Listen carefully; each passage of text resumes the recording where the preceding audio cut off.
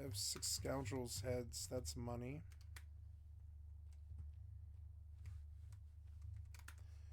Let us clean that item, yeah.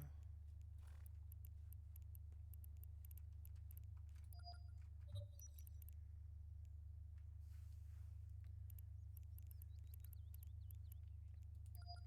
Thank you.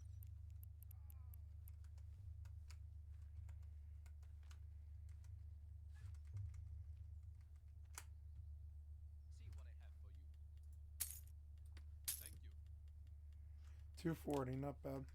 Nice talking to you.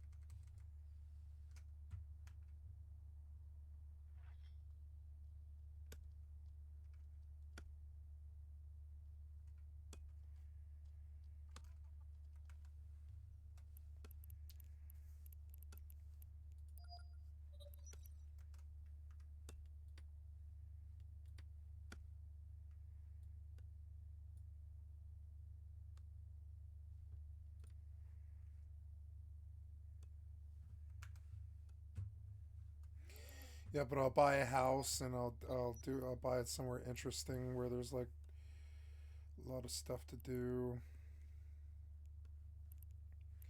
fishing and water and like zombies and stuff. Then right into town, not far.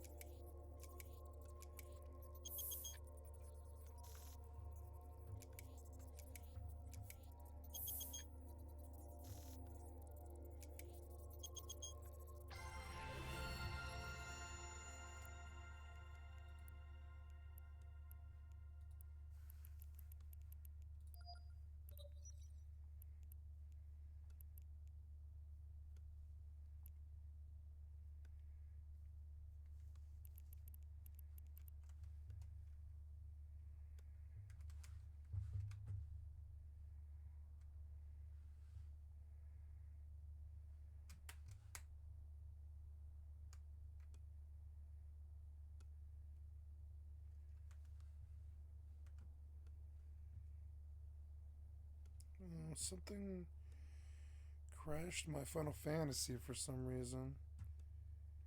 Oh, probably starting Vintage Story, yeah.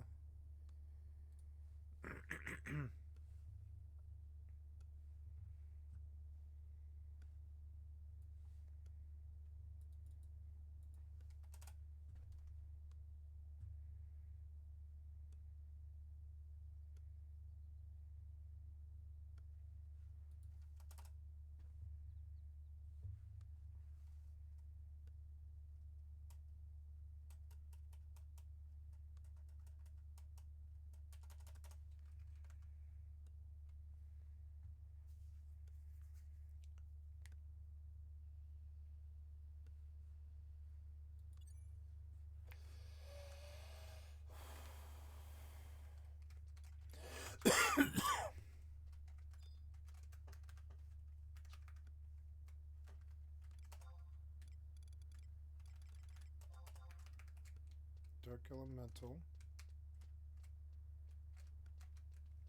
Damn it.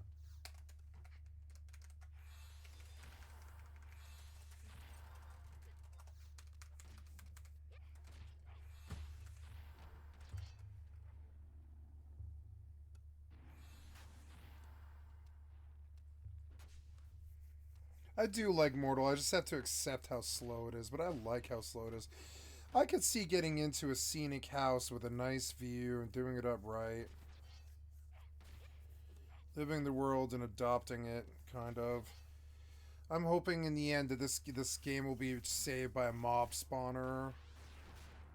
I don't know. It's got so much land. It could be a really good battler.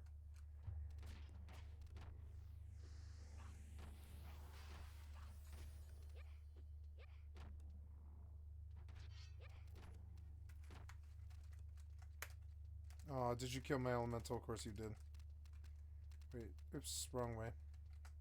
Oh, he's taking it right now, isn't he? Yeah, I got turned around. That's okay.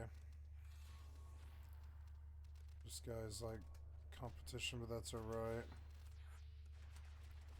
I don't want the dark elemental, but I will kill the eye if I have to. Yep, kill the eye. Kill the eye. No, not that eye, you idiot. Kill the eye. Kill the eye. Kill the eye. You're so annoying, goddamn slow fucking.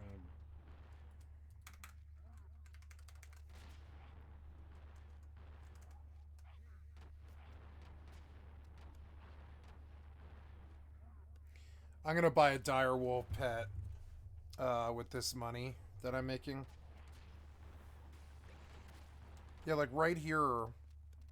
I don't know how much money that is, but yeah, like I kind of want to like see kind of.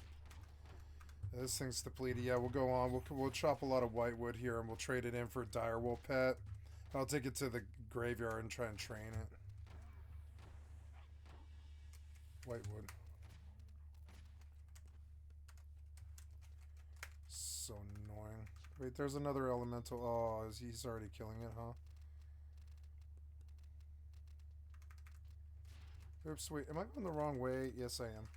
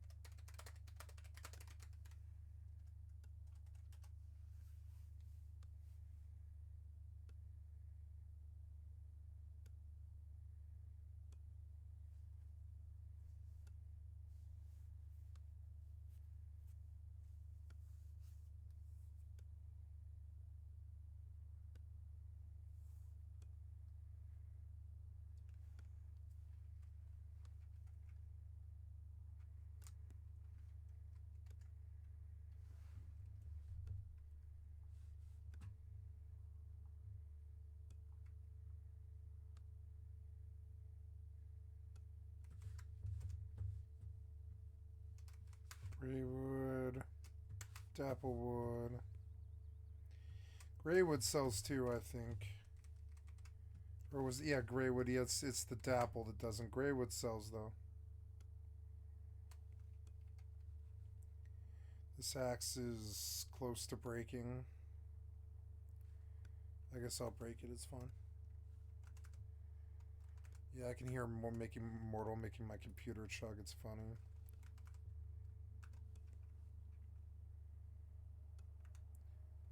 I don't know, maybe it would be good to put it on performance because it seems to be helping a lot. Like ultra performance here. Yeah.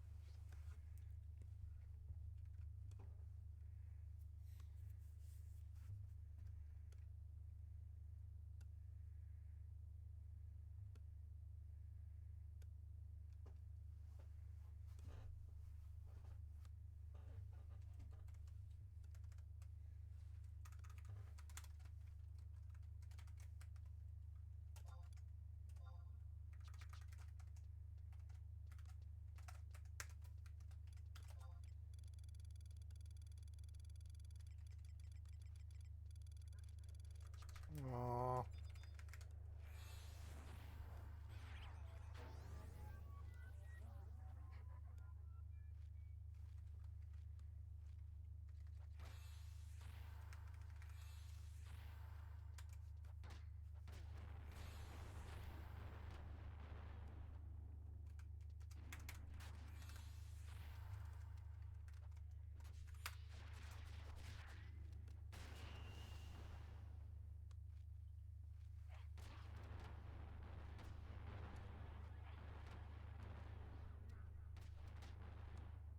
Nice.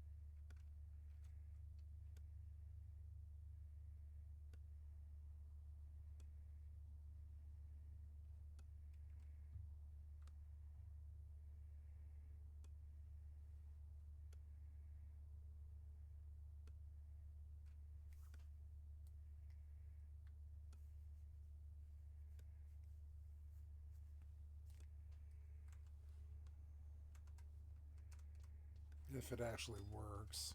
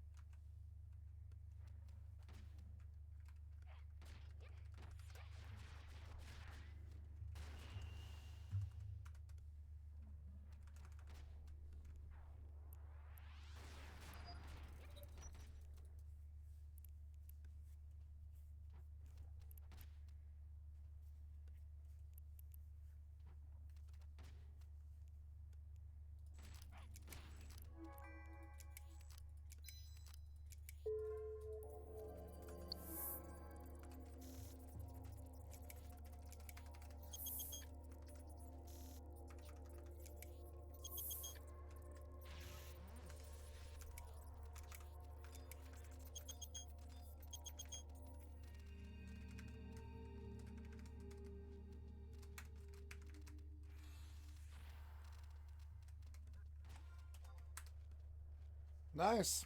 I've actually been making progress. Getting 64 was good.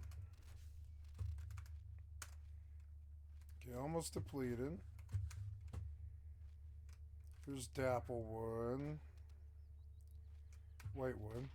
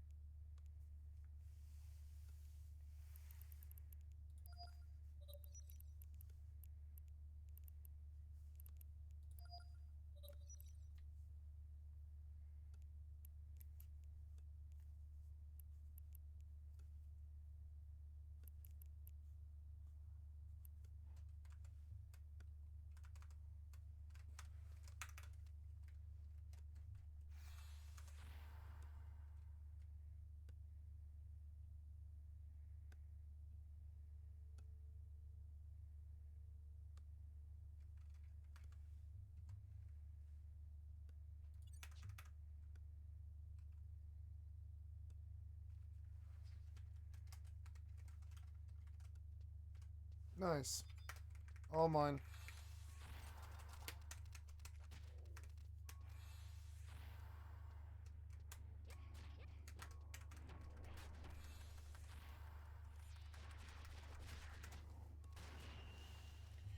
Okay, almost depleted.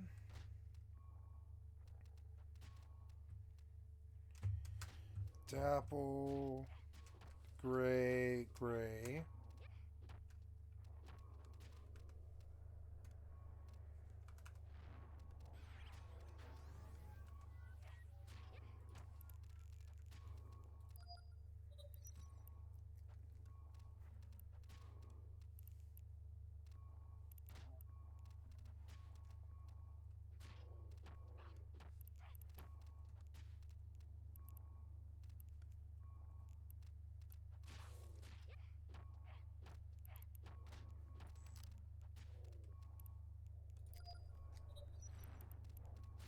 Oops, dropped my pen, damn it.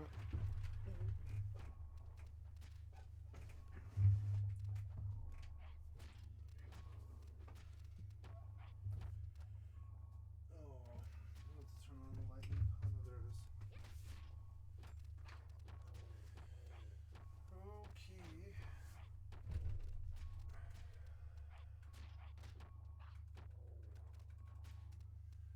I love my format. Long form is good. I love it. I'll be right back. Gotta pee.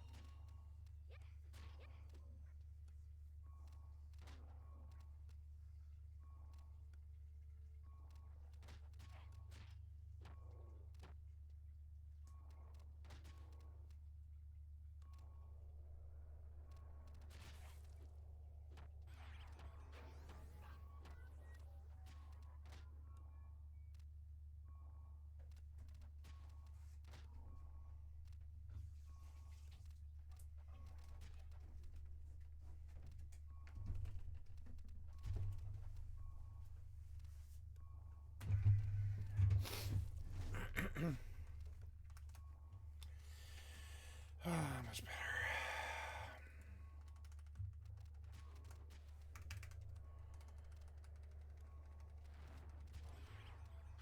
God damn it.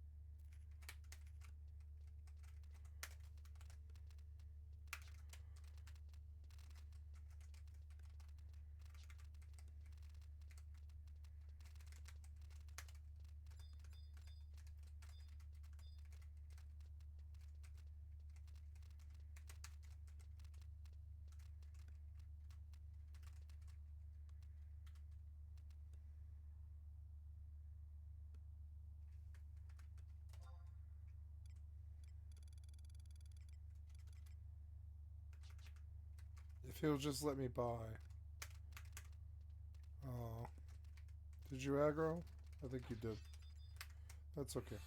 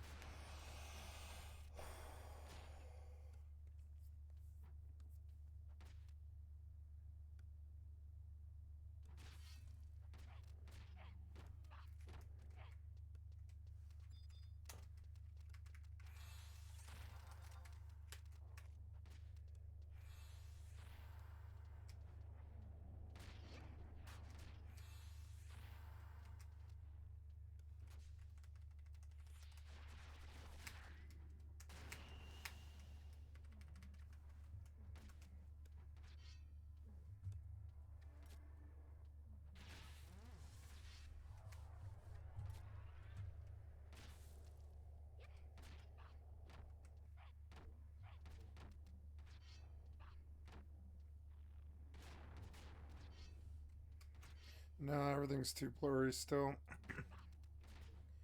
It's got to go up to like balance, but it's yeah. So like there, so I can see. But yeah.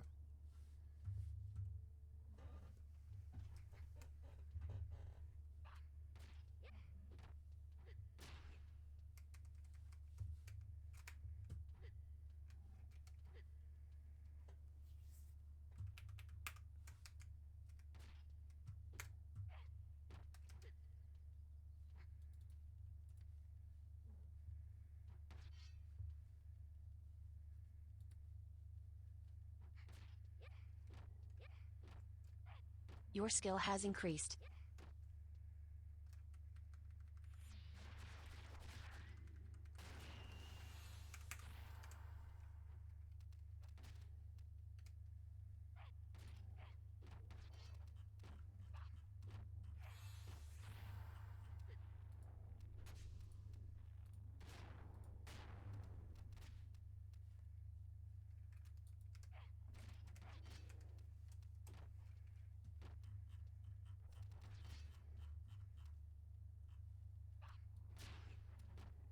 $8 gold.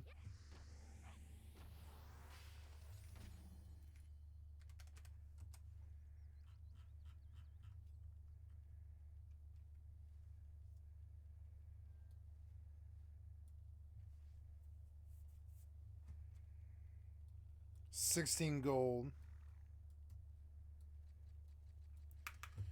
I shall go buy a dire wolf now. I'll feed him some pig meat. There we go, bush pig meat. And we'll go buy a dire wolf now with the 16 gold I just got.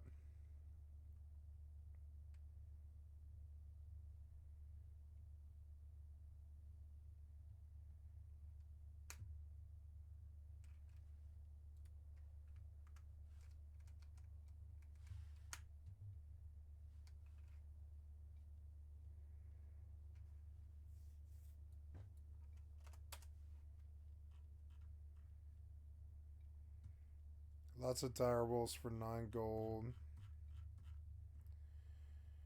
There's a level 13 one for 10 gold. 13. Let's look at all the dire wolves, I guess.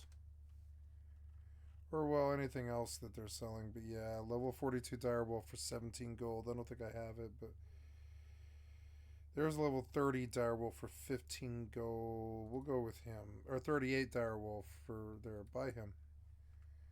Pet added to your stable. Unstable to dire wolf. Yeah, what's up? Oh, he looks awesome. Yeah. Good, and then we'll go put the rest of this away. But first, his loyalty is at nothing. We'll put him on the bar for number 4. And, yeah. Oh, can I give him armor? Is there such thing as armor for direwolf? I wonder if I can make it. Direwolf. Anything dire. Like, I'm going to go see real quick. Oh, yeah. So, let's go Alt-8 and go, because I have to kill an elemental here soon. Oh, it's almost always dark here. That's awesome. I'm going to make so much money on dark elementals. But first, I must heal. Okay, looking for infraburden. Yeah, dire. Anything dire? Yeah, the art of elemental direction. Scroll a bit on elemental direction. Pet equipment. Pet armor. Heavy horse armor. They sell that. And bone tissue. Campodon armor. Heavy horse armor. Malarium. Heavy horse. Campodon. PvP horse, right? Incisguard. Incision. Emulge Heavy Mulva.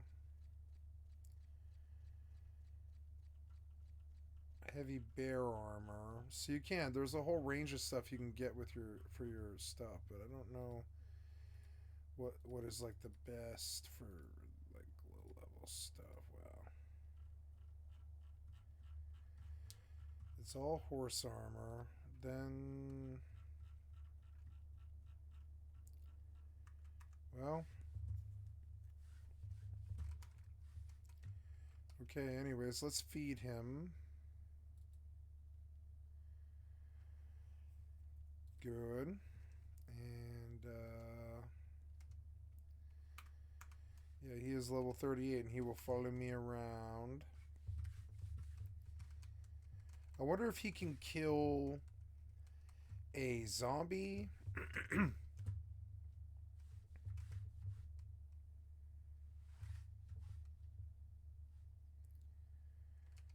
Oh, I have all this stuff I should put away. Oops. That was fun. That was a fun amount of gold really fast. Oops.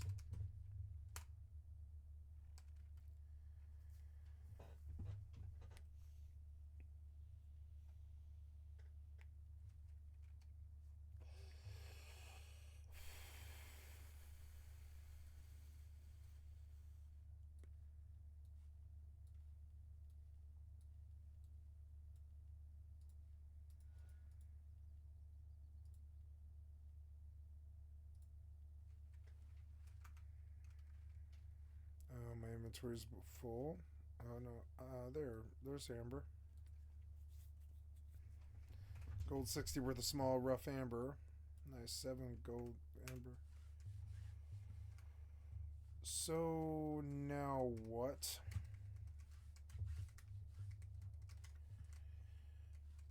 I wonder how much pet points the direwolf takes. 20. I think I can even take a horse with that. I'm fairly sure I can. So I will go grab a saddle and unstable my... Well, I don't know. Do I need to do that? I don't know.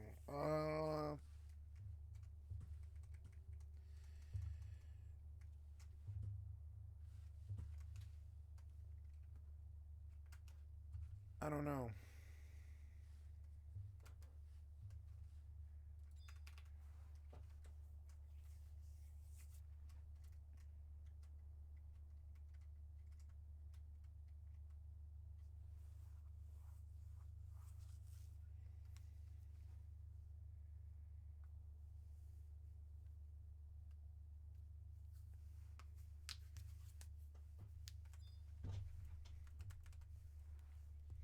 Hmm.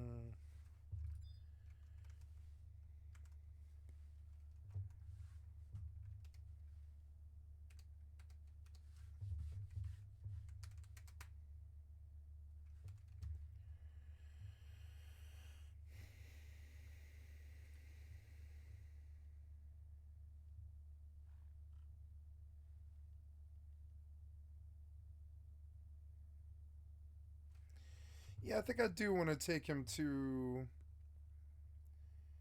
the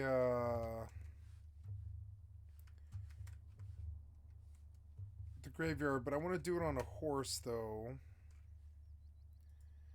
I'll take this saddle and 12 silver so I can get my horse out. And who cares? I'll buy a horse if I lose it or whatever. If I lose this set, it really doesn't matter, and I'll go fight in the graveyard. Night Snatcher, nice. He poisons things. Equerry, Viburnum, Pet Broker. Not the Equerry, but not the Pet Broker, but the Equerry. I'm looking for A. Yeah. And we'll put a saddle on him.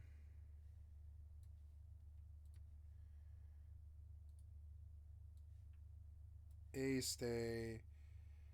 All pets follow. And I want you to equip that. Good. And then all bags, which is like A bags. We'll put that wherever B is. Yeah, there.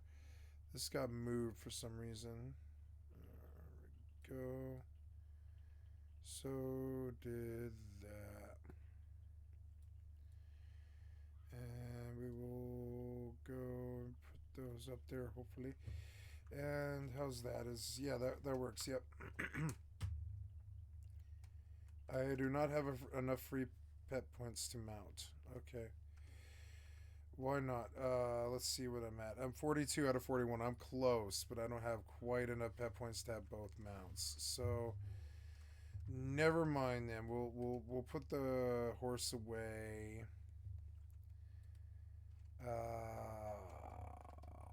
Put the horse away, which means coming to there, taking the thing off of it, and stabling it.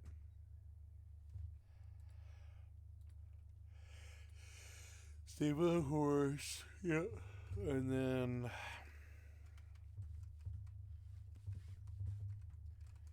can I ride the direwolf? Yes, but is it fast is the problem. Oh, wow, it is. Look. Wow, it is fast. Wait, I can just ride the direwolf? Wow. Does it attack too?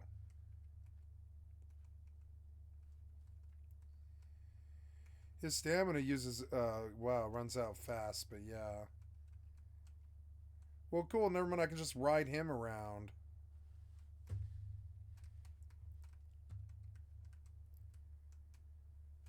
Wow. Yep. Well, I had no idea he's like a whole mount and everything. Wow.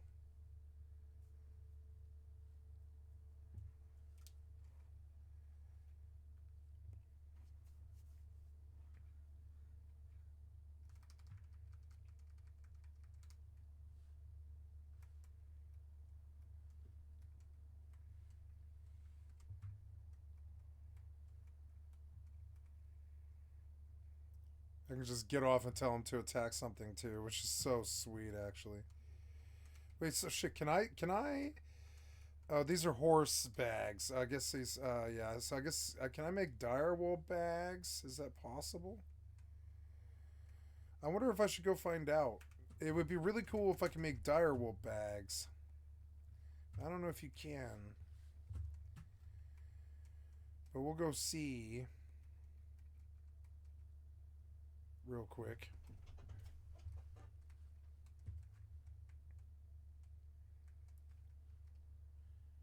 So let's see how much damage he does to a pig. I'll turn up the sound now.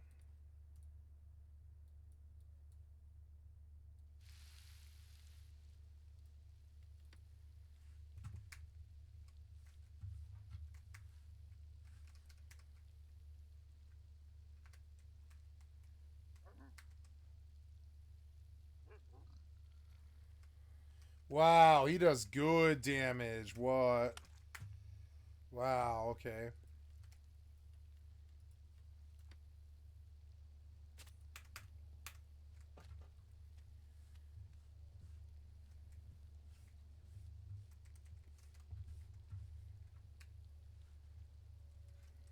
I should buy all the direwolves on the market and just stash them.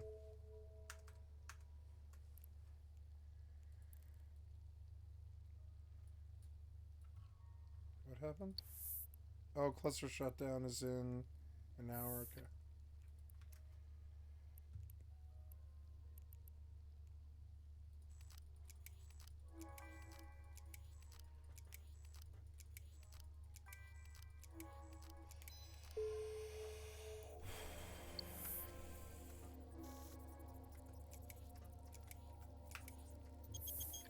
Oh, I like him. He's like not only a mount, he's also like a really strong pet.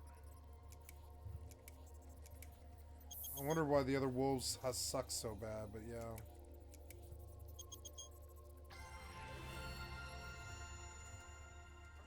He can run fast. He does a lot of damage.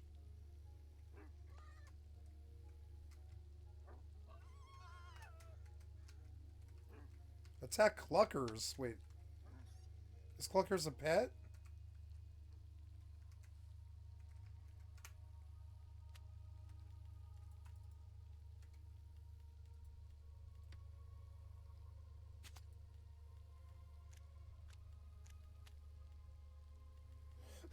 Silly game.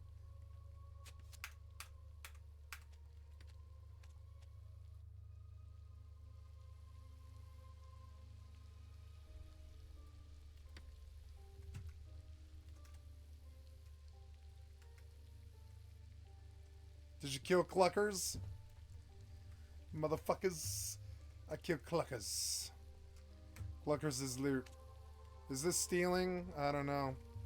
It's mine now. Well, now that I have a good pet, I want to go fight. But first, I want to see if I can put bags on him. I think that'd make it perfect. He's like not only a pet, he's a mount. That blows my mind. Yeah, I should be riding him. Get on. Wait, encumbered with what? Okay. Well, but I don't know. But I don't know. What about the tallow? How much? It's 4 pounds of tallow, which will that will not do it. Yeah, here, this will do it. That's fine. Yeah. But I'm not encumbered. Oh, I don't know. Feed him pig meat, huh? Not hungry. Okay, well, I don't know. Drop like 100 of this or whatever. Yeah, like 111 of it or whatever. 85. 555 there. Yes, and then we'll sell the rest. There we go. Oh, I love this. I'm all low to the ground too, so I can see what's happening. I love this. The direwolf is so cool. This opens up the game for me a bit. So I want to go see if I can make bags for him.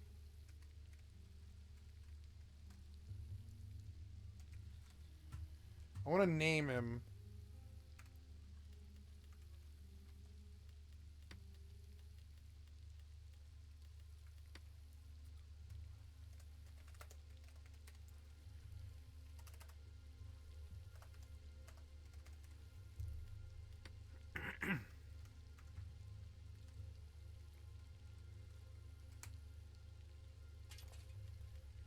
Horus, Bear, Mulva, Campodon, Turtle, Tagmaton, and Kalino.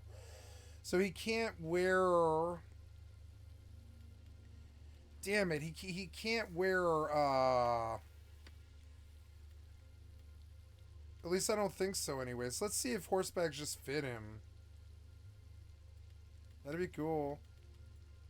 Yeah, come on. Oh, you can't put bags on a direwolf. That sucks, but oh well, at least I can ride him still, though. I still think that's really cool. It makes it a lot better. We'll go sell and put stuff away. He's a lot easier to drive. No. Oh, yeah. Yeah. Hold to push her, yeah. Wait, what was that? I'm being stabbed. I'm being casted on by everything. Ah!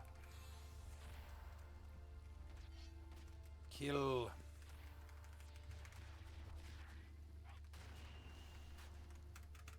Hurry. Oh, come on now.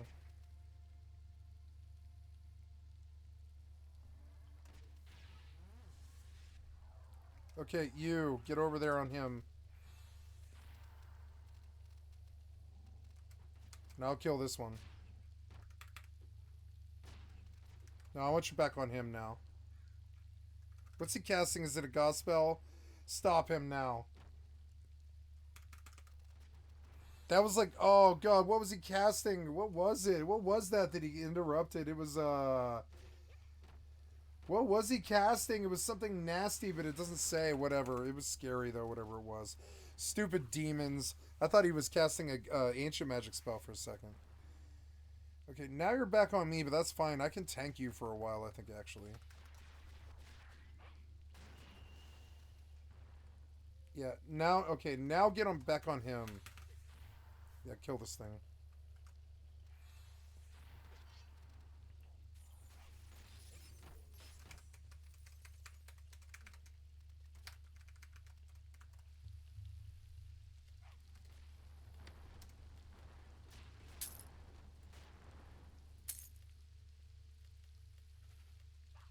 I guess I'll sell that too, because there's really, like, no reason not to. Nice talking to you. It's a shame I can't get another horse with along with the wolf, but that's alright. I like the wolf, though.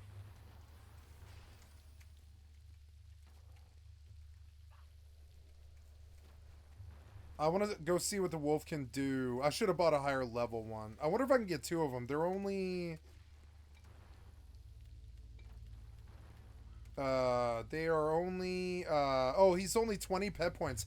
I can get 2 dire wolves. I'm gonna go do that. Shit, I'm gonna go buy another dire wolf here. Is what I'm gonna do. And then I can just ride the dire wolf around and sick the other dire wolf on it. I wonder if I can tell him to attack while I'm on him. That'd be fucking sweet. So,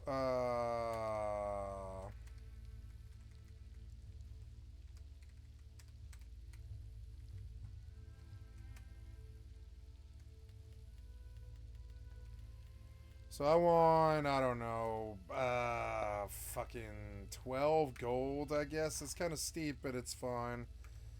And we'll go buy another dire wolf. Why not? Seems like 2 dire wolves might be really fucking strong, actually.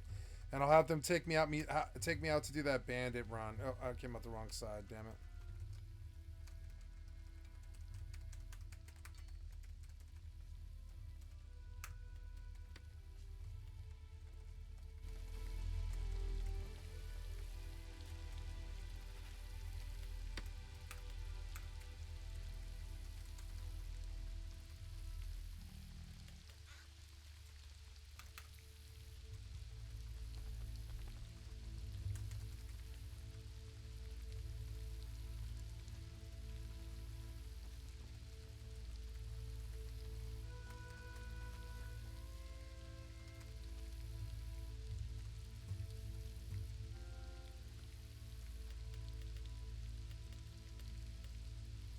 So we'll look at dire wolves. Dire wolf. What? Dire wolf, search for it. What are you talking about? Ah. What do you mean? So dumb. Level 8.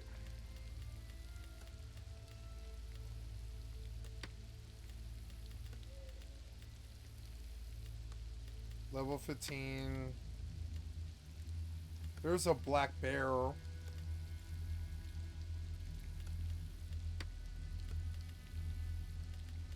Level 15 dire wolf. Level 26 dire wolf for 14.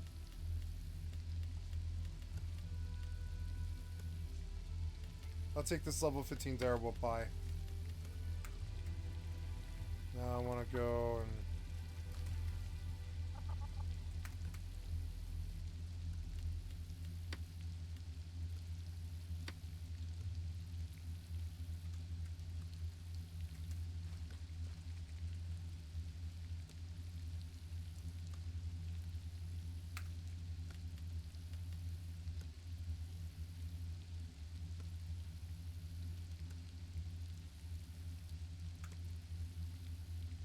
Oh, I should...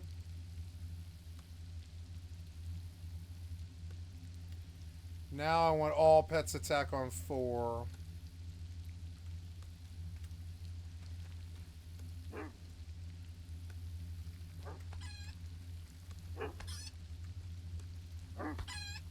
Why is he only hitting him for 1 or whatever?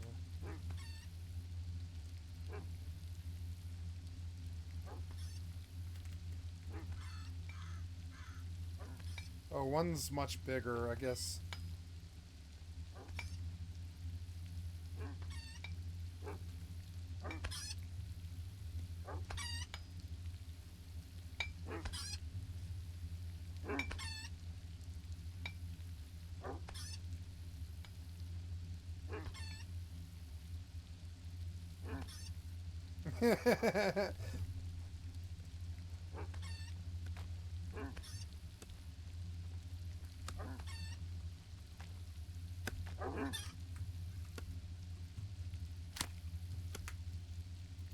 Good.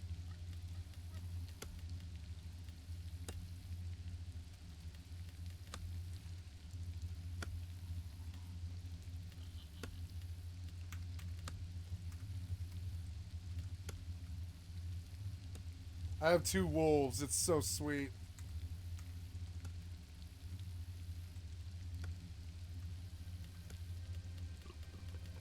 I don't want to think of him as a real person. I'm going to think of him as a letter. He's the letter A. A will stay with me for a while. Let's look at the peck points. Can I get a 3rd without stressing it out? I don't know. These are each 17, so I might fit another. Yeah, maybe tomorrow I'll have more points and I can do better. Awesome. Yep.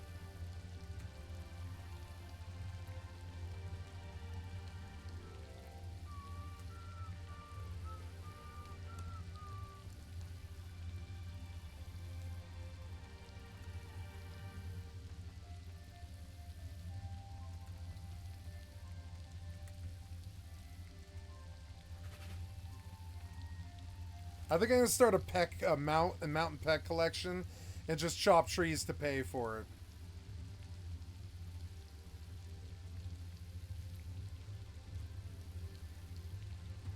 And the other wolf keeps up too, which is awesome.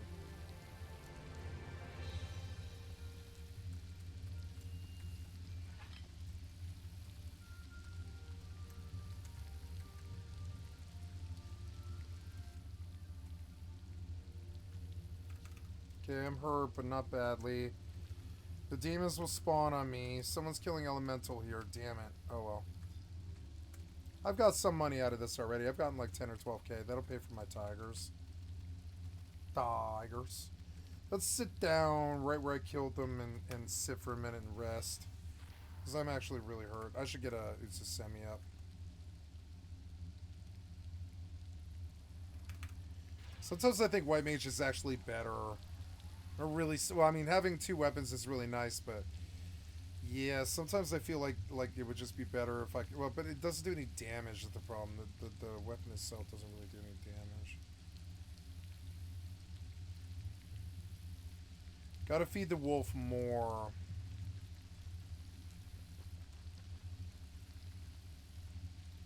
There, that's perfect. Okay, go get him. I lost A due to low loyalty. Oh, I lost lost A for low loyalty. But that was expensive, damn it. That was expensive as hell. Oh, and then he died instantly? Why? Oh. Oh, oh, oh. Damn it. Low loyalty. Redonkulous.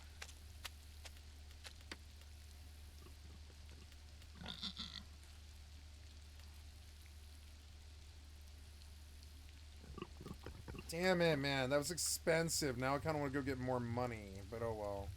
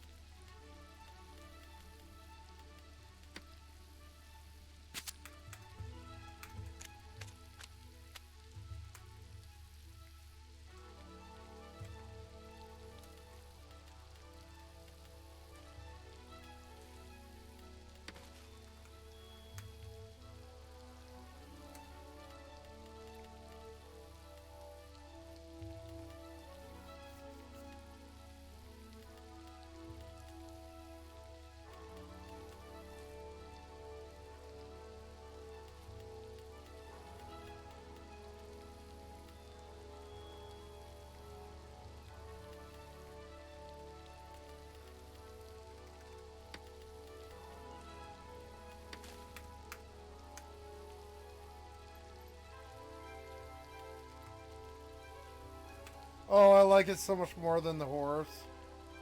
It's so much easier to steer.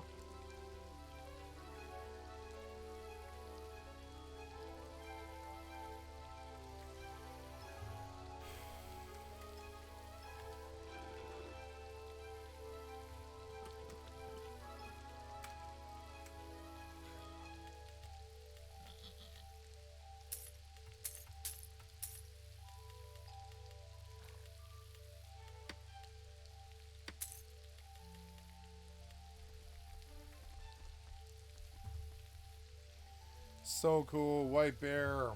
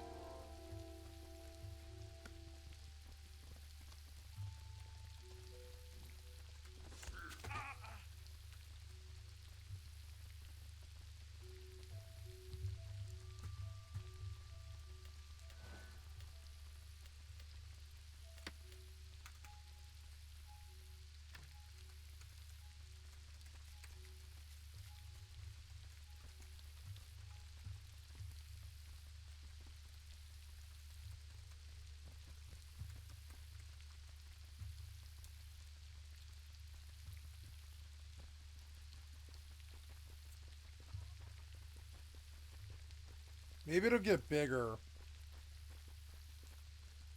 But I can't put bags on it though. Maybe not when it's this small anyways. Yeah, slow down a bit. Yeah, we're finally full health. Okay, let's go see this ice weather. I shall kill demons. It's not bad. There's like 10k something.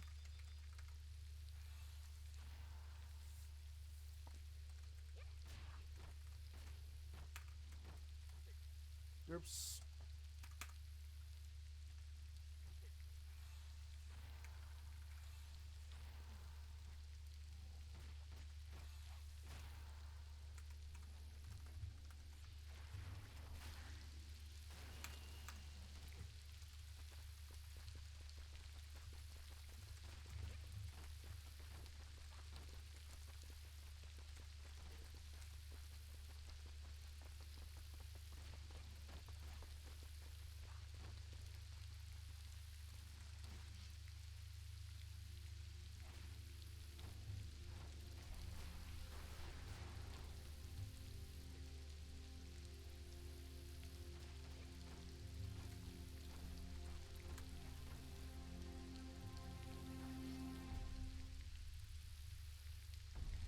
Jeez, the head collector. I wonder how many heads you've got, head collector. I suppose I could screw this guy. I'm not going to, though.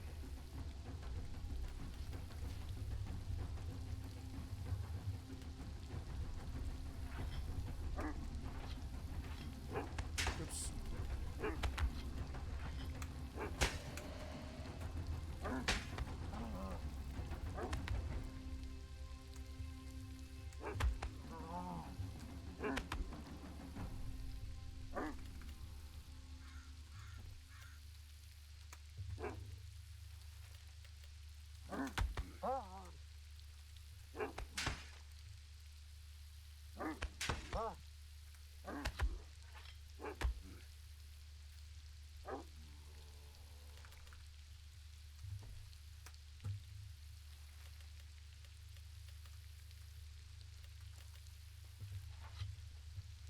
Oh, I like this a lot, actually.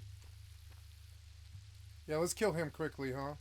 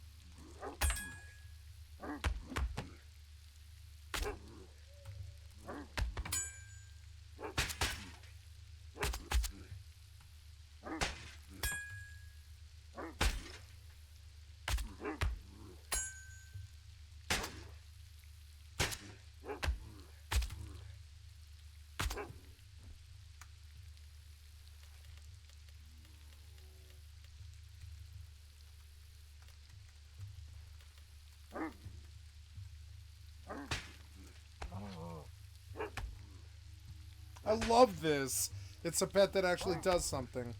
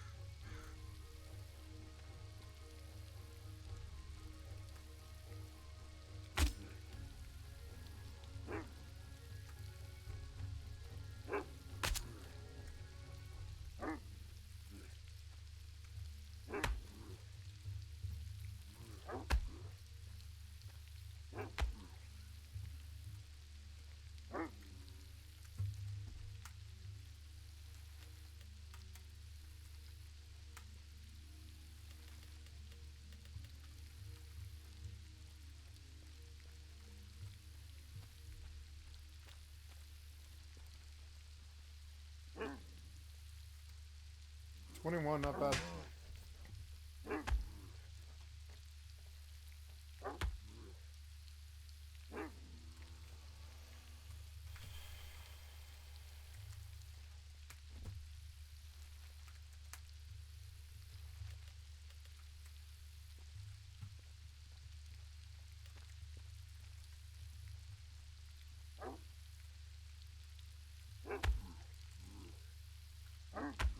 Oh, yeah, how's this going? I'm not dying or anything, am I?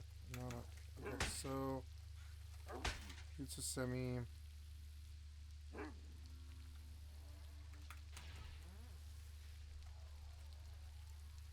Down any further and I start to get bad link, but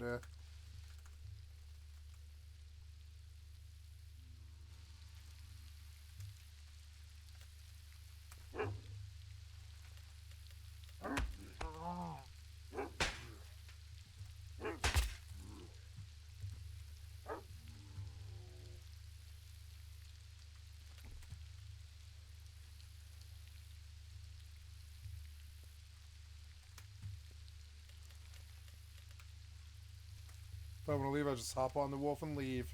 Fuck that.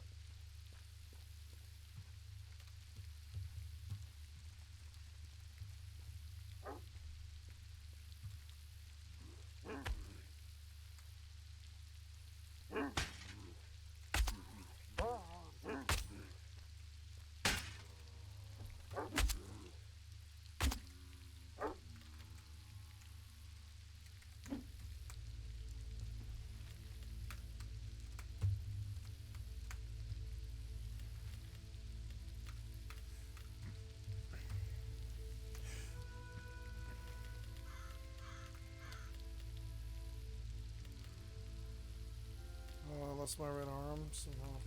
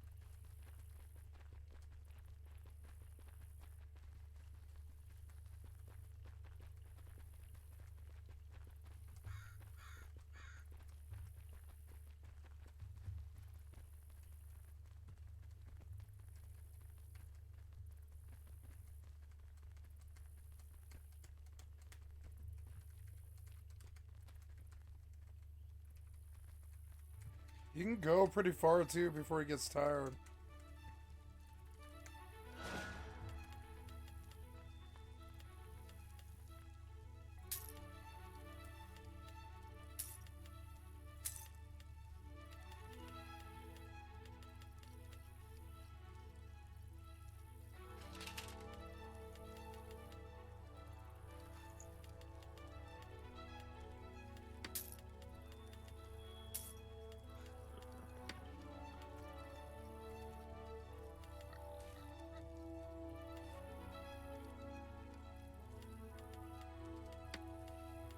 $38.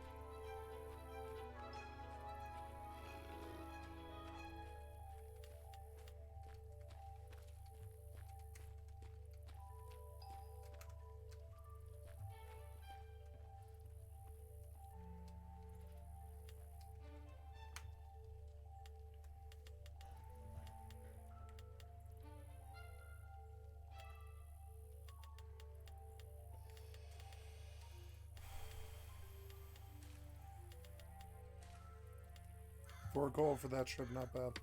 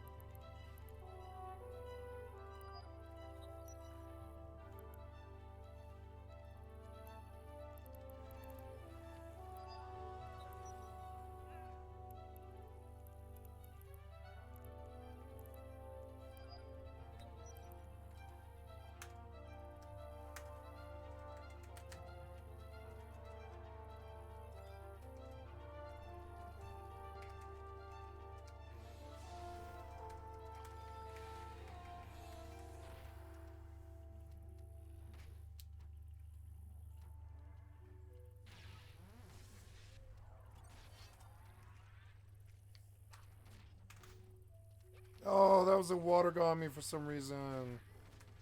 Oh, damn it. Where's the other one? You, get on him. He can't cast. We gotta kill him first. We gotta get on him. Come on. Come on. Come on, man. Come on, man. I'm gonna die because I caught 3 instantly.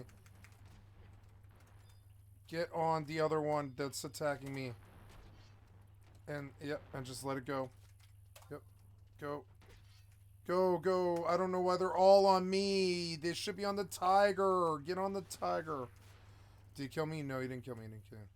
He didn't kill me. All 3 of them are on him. He'll kill the wizard. And then it's okay. It's okay. So, but I should feed him. Yep, just keep at it. Kill all of them. I'll go way the fuck over here and I'll sit and I'll rest. You just kill the wizard. Just kill the wizard. Kill the wizard. This was close. You know? Doing okay. When he drags them over here, they're going to kill me. I better pay attention, but it's almost impossible for me to.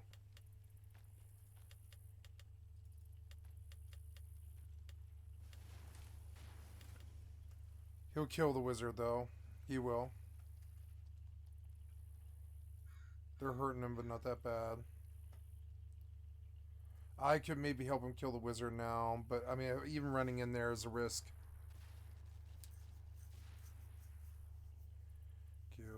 wizard. The longer I sit, the more health I get.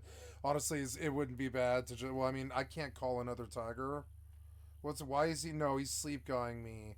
That son of a bitch. That son of a bitch. Kill the wizard.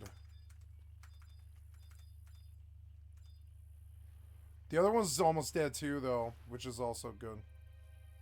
I should almost go kill the pawn. In 10 seconds, I probably will. I've got enough health. I mean, I'm still just sitting here. My health's going up. Oh, he woke me up finally. Yeah, they're like pissed off I'm sleeping. Did you kill him yet? Oh my god, what's going on here? I want to get on. Did you kill him yet? Oh my god, I'm dead. I'm dead. Why did 6 come? I'm not going back to this fucking place again. I'm not going back to that place again. I learned. I mean, I'm not even that down, but yeah. I mean, I'm up. I made some money. Fucking annoying, though, I gotta say. Fucking so annoying. Suddenly 5, and it's like, I don't need that. But, yeah.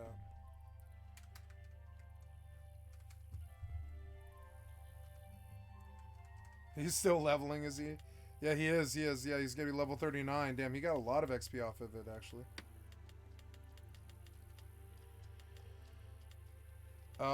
So what else? I suppose I want to get 2 wolves. I kind of do. I want to buy a nice, good wolf, and I want to feed him, and I want to have him. And then I want to go do like a combat challenge.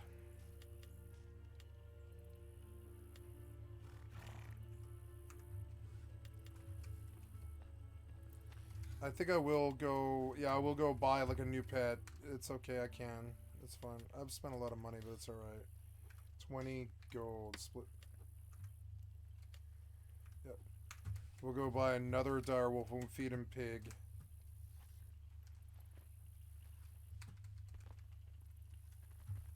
Why does that guy look so weird?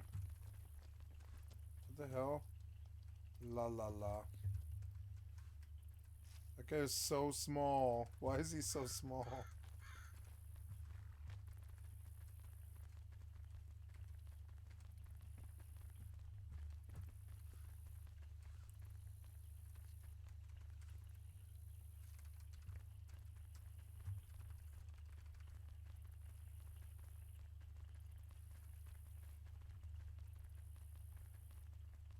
What? Whoa.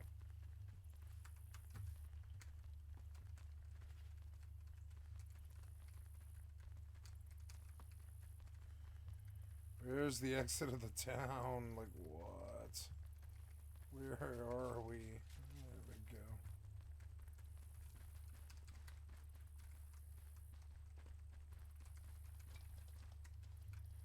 Can't believe I just blew like 20 gold, but whatever. Alright, I want a second direwolf. Much higher level, though. 29 for 20 gold. It's pretty good, but it's expensive. There's a 30 for... I'll take a 30 for 15. Yeah, I'll take him. Okay, take him out.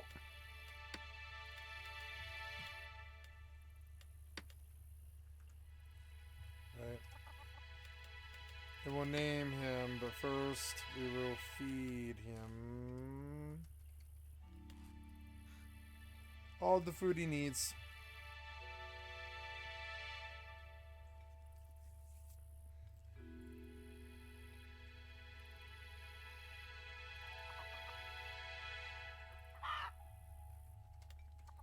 The other one too, if he's hungry. Let's see.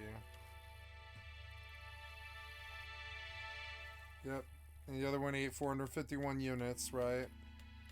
Yeah, and I have 5 gold left. That's good. Yep. And then we'll rename him A for attack.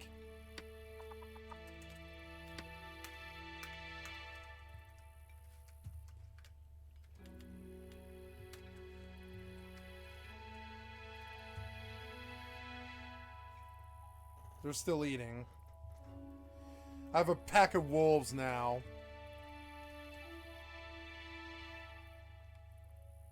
You've been examined.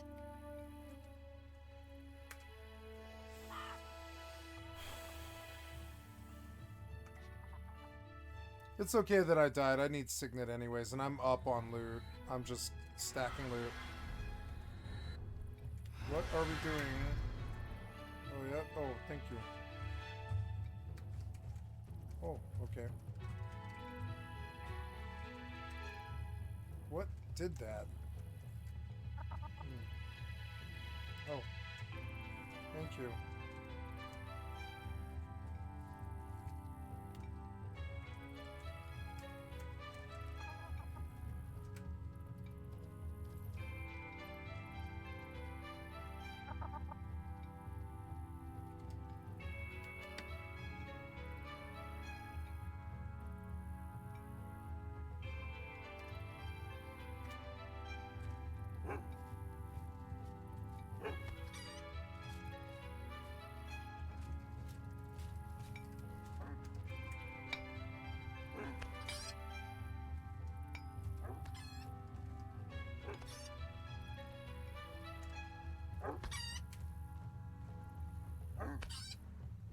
Nice, Night has one up in the level.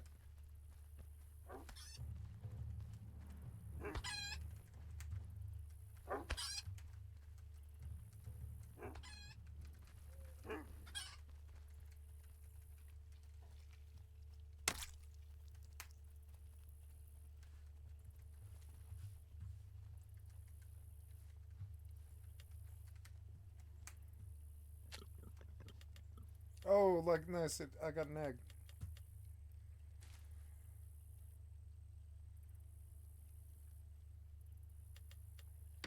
Okay, A is still hungry, I think. Oh, no, Pet isn't hungry. Okay. 374 loyalty, sweet. Okay, I'm going to have him take me... Oh, wait, no, I don't want to... Well, yeah, I want to ride A. Yeah, I'm going to ride A. And I'll have the other one do the attack. Yeah, I'll have the other one, yeah.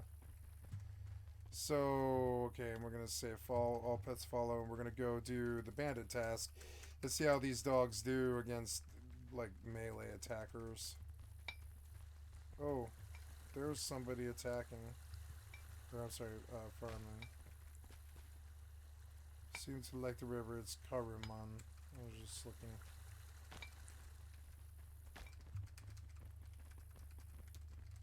I like riding the wolf. Feels a lot better.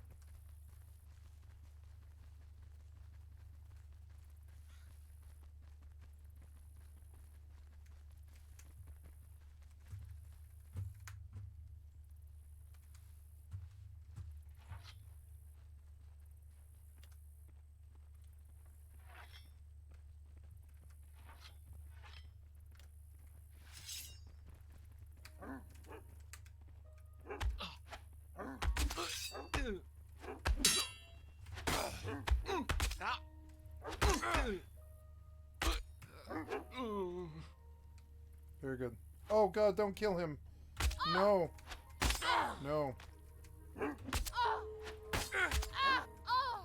Damn, you went down fast. Yeah. One for me, too. Where'd your loot all go, though? Oh, wait, there we go. Nice, yeah. Head.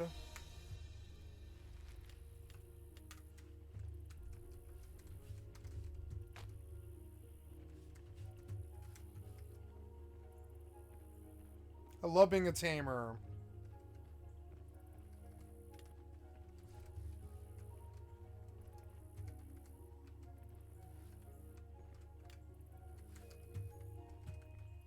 Poirier got hurt last fight.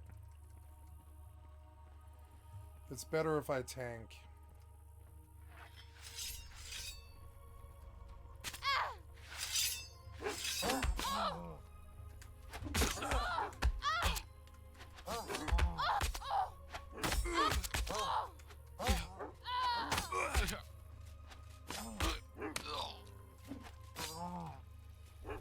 did you kill A? You killed the A immediately. You son of a bitch. That cost me 20 gold. You son of a bitch. No, do not kill him. No, you fucking dick. No. No. Die. Die. Die. There were so many for some reason. Why? It doesn't make sense. It doesn't make sense. Oh, you killed everything. You killed us all. Oh, run, run, run, run. I don't want to die. I don't want to die. This was insane. Why was there 6 of them? I lost so much money there, you son of a bitches. You sons of bitches. It makes no sense. Why was there an entire army? It makes no sense. There was like 12 mobs. I'm one person. What was that? What was that? Oh god. What was this? Fucking complete and utter horror show, and I lost a lot of money over it. Damn it. But it gives me a reason to play, which is fine. Oh. God damn it, I lost both of them so fast. What the fuck was that? That was so annoying. The first one was down in like 2 hits. I should rob him. God damn it. Now I have no ride out of here. Oh. Like, it was good till 6 came. Like, I don't know. Like, what the fuck, man? Like, why? Why that many? Like, why do you guys do this to your games? Fucking Link and pop aggro like that. It was like a fucking war, except it was me versus 10 guys. Like, what the fuck, man? Like, why? I did not go further than, like, the initial guy. And, like, I don't really get that. Damn it. Oh, well, we know that I can chop wood to buy dire wolves. If, I don't know, like, level dire wolves might be kind of hard to get, though. I like the dire wolf, but I want, like, I don't know, that thing is, like... Yeah, it's fine by me. I'm not trying to bother you. Damn it. This was so annoying. So annoying. I want another one immediately, but I don't know if I can get one that high level. It's kind of annoying.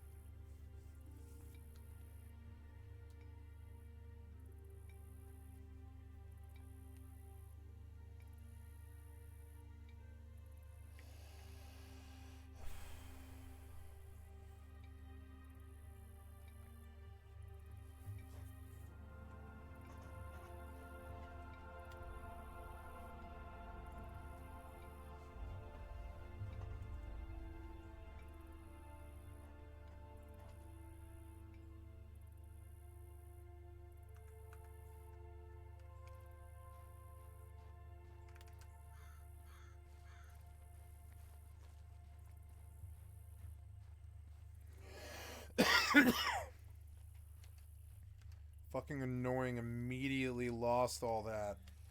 So annoying. Fucking mobs. Whoa. Terror bird. Wow.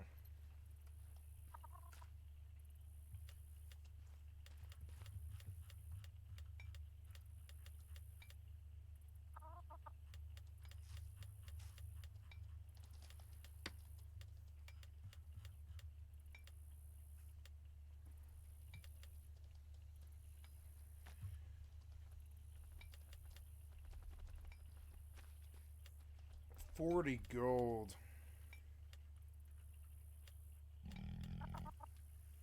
A level 95 dire wolf for 50 gold.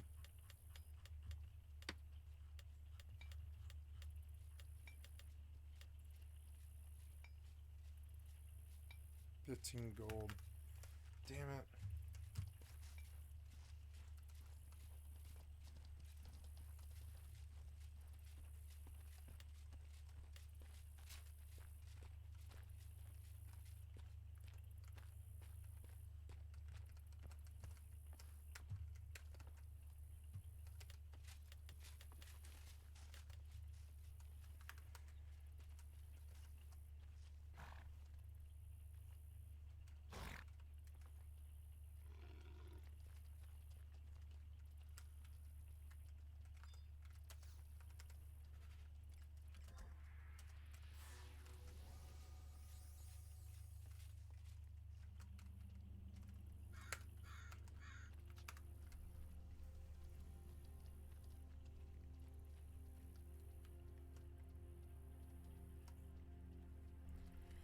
Wonder if I can kill a chest in Treasures and Tribulations now.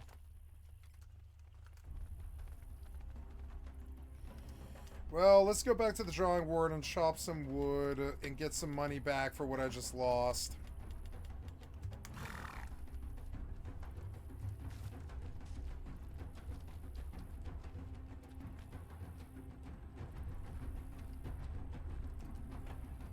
Those bandits heads and stuff, yeah.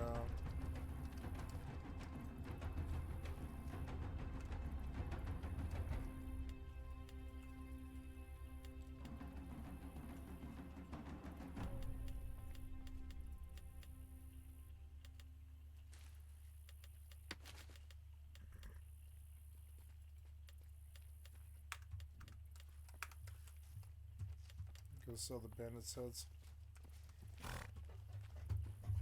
Why did I have to kill 7 people? It was insane. It was just insane. I have what you're looking for. So I always need to take the damage, I guess, because I can just actively heal it, but the pet can't. And that I'm learning. I kind of go back there and try and recover the money that I left on the ground, kind of, but... yeah, I mean, there's another gold. Welcome back. I guess, yeah, we could just go buy another wolf, I guess, and try to go back up there. It's like what I think I should do, maybe. Go right back up there. Pick up all that loot off the ground. It'll help recover what I spend. Or what do I need? Like, I think I need like 15. Yeah, 15, I think. Yep, and then, yep. 80 silver. There, I have another 9 gold there, and that's fun. I can always chop more wood like all day tomorrow. It doesn't matter, or even tonight. I can chop a lot of wood tonight. It doesn't matter. My shit's full, which is annoying. I think I can just throw these axes away because they're like basically worthless. They're like the same thing as a rust axe, kind of. It's like cool, kind of. So, yep, and we'll go ride, oh, I will need pig meat for, yeah, for the ride. At least I didn't die. I'm learning. Maybe I only need 1, or well, I don't know, like, I don't know, maybe I should buy 2, but, maybe 1's enough for now. So we're looking for dire wolves. There's a 27 dire wolf for 15. There's a level 42 for 17. Let's get him, because we know he'll be good. Let's get 2 of them again, and I'll just blow my money. I don't care. Gives me some reason to spend it or earn it, you know? I'll buy 2 of them again for like 40 gold. Yeah, and I'll feed both of them, and I'll ride them right back up there, and I'll learn to use them better. I'll just take the whole thing, and I'll God damn it.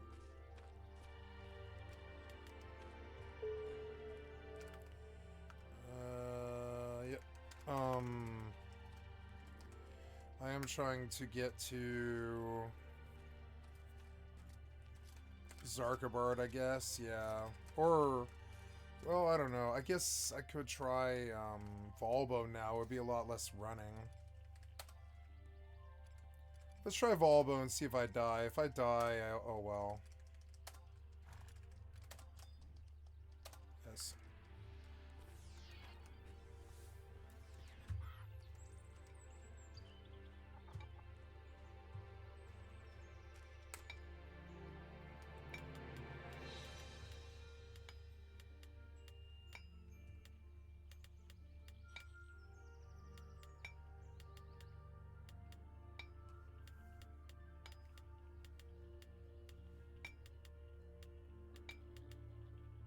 $36 dire wolf, 30, and that would be 42 total. Jesus Christ, that's a lot of money.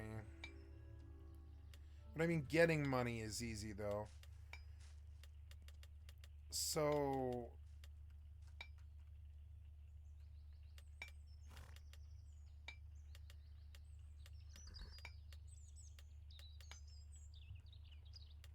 for 28, I could get these 2.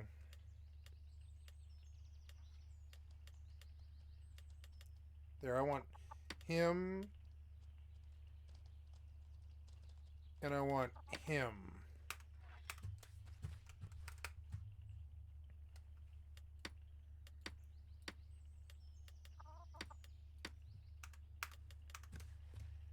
And we will name them A and B so I can keep them apart.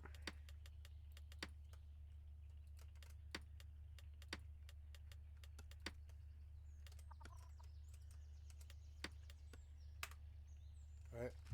They're both hurt, which is annoying, and I have to feed them like right now. Oh no. He ate like all of it.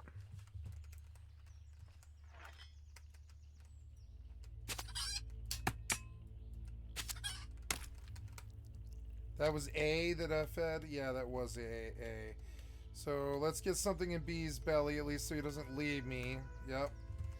And we'll have to go back and, or we'll just kill a pig, I guess. Yeah, like, so, bandage you, and I'm going to get on A. Yeah, because B is the attack. B is the attack one, yeah. And say, follow. Wait, I heard a pig. Where were you?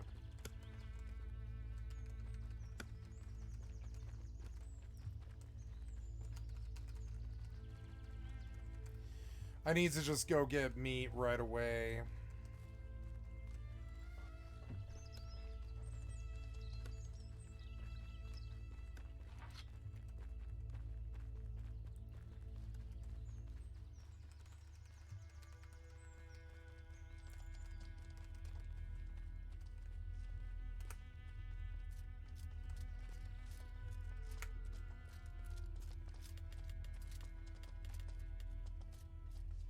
Dire wolf carcass. Where is all my meat? There.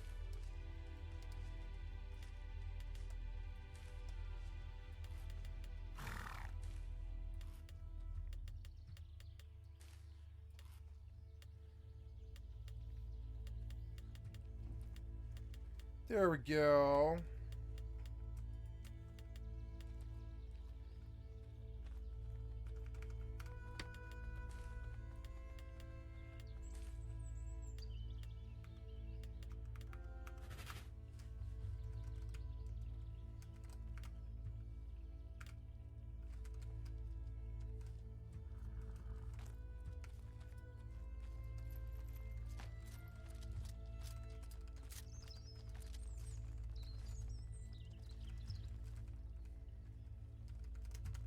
Yeah, we're gonna go up there and try and get all that stuff off the ground. Well, we can't get the stuff off the ground, but yeah.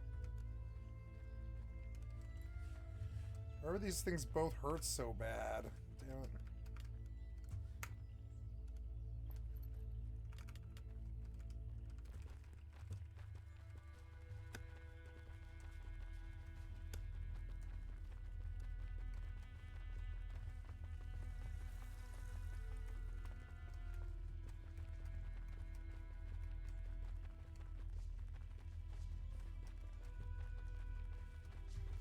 Yeah, it's smart to do a house by a guard because nobody harasses you.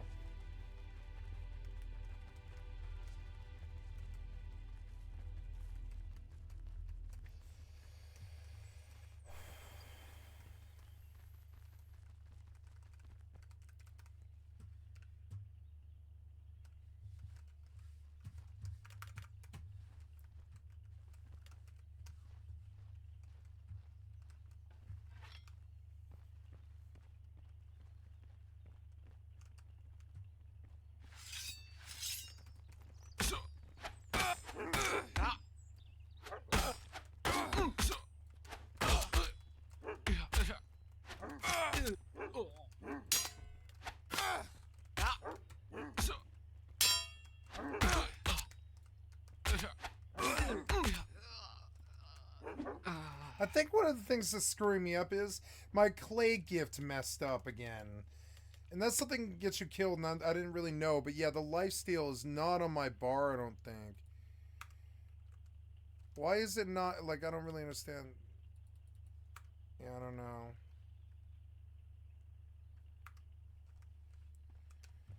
Anyways.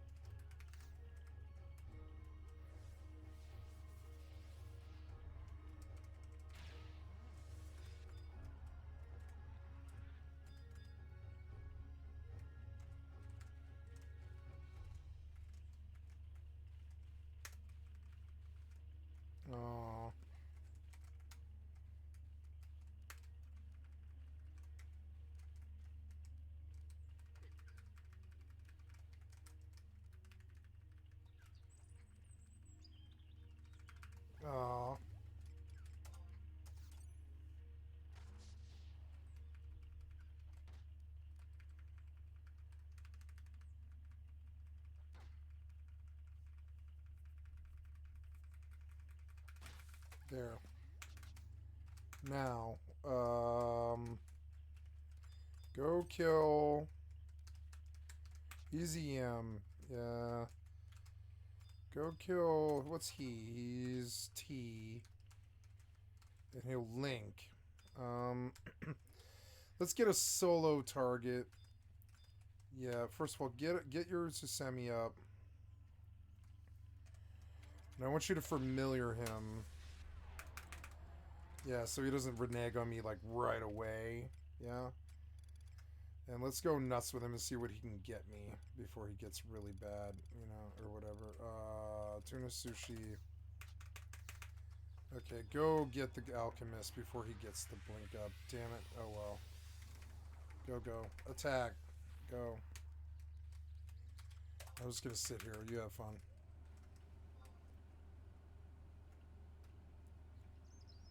Ah, the camera. You're so annoying. Can't see.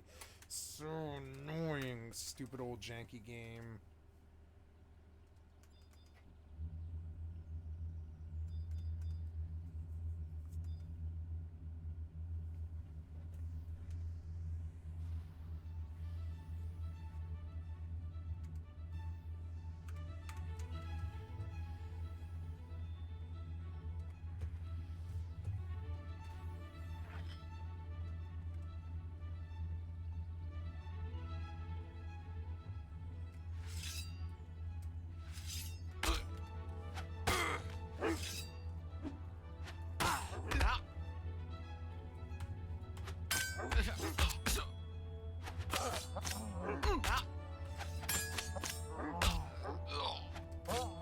Oh god!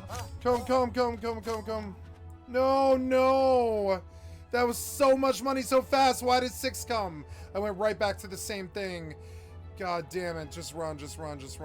Why did 6 come? I've never seen that before. Why did 6 come now? Oh, I lost him so fast. Damn it. Why do we have this many? That is ridiculous. Ridiculous. I'm never coming back here as a solo player. Never.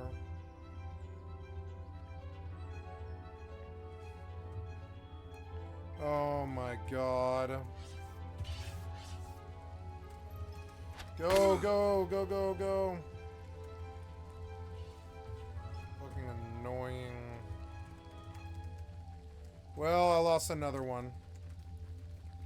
That's alright. I still have a mountain. I'm good. Whatever.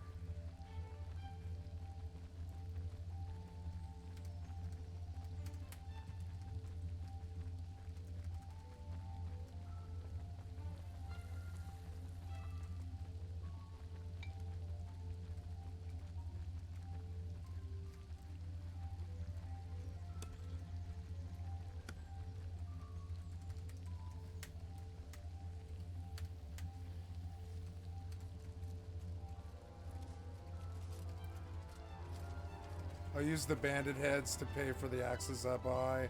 And I'll replace the wolf or the dire wolf I lost. See what I have for you. Please, come again.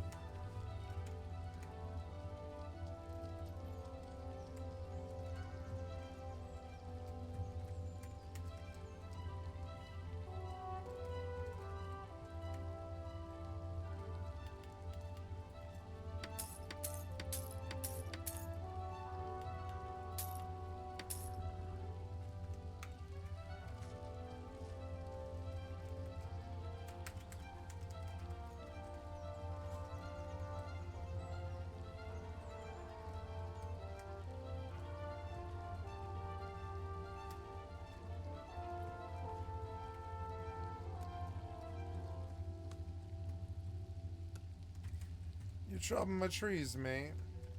Oh my god.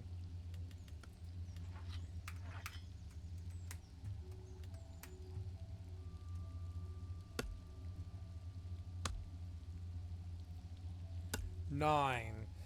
So this thing regened a bit, but it wasn't what. Oh wait, 8 or yeah, 8.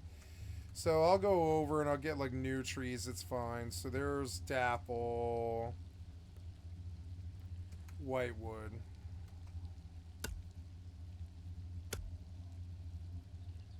14 is fairly good, I guess. This one regened a little bit. But honestly, I want like new trees that I haven't hit. Dapple. Graywood. Graywood. I mean, Graywood's good. It pays. Yeah, Graywood, right? 15 Graywood, yeah. Alright.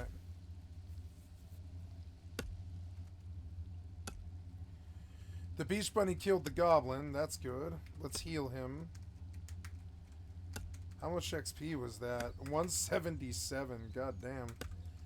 Well, I don't know what else we should kill, but let's go give it a swing, I guess.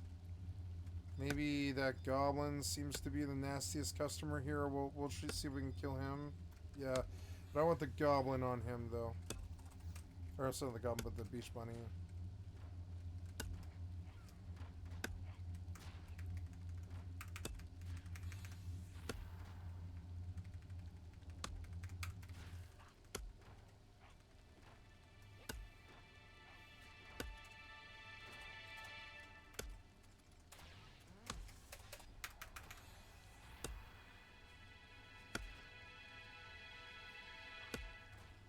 Foot kick for 227, not bad.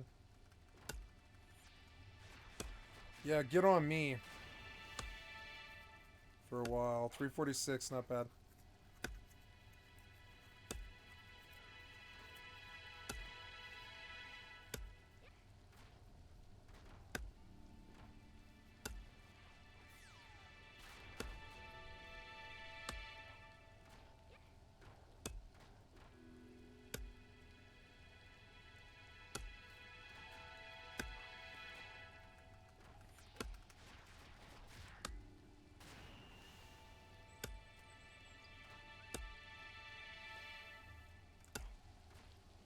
Nice getting a lot here, yeah.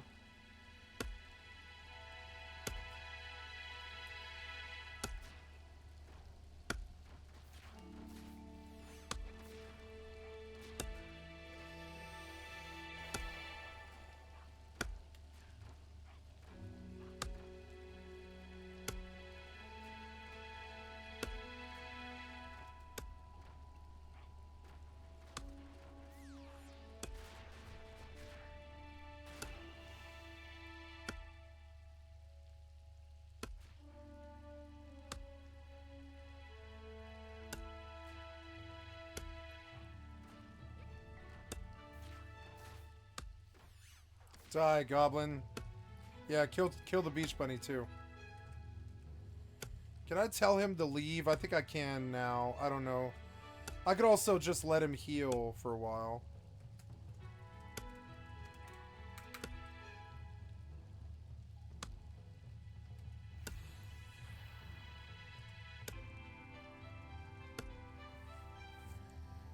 Because he's pulling some XP. I'm right back up a little bit, yeah. He pulls good XP if I can keep him going.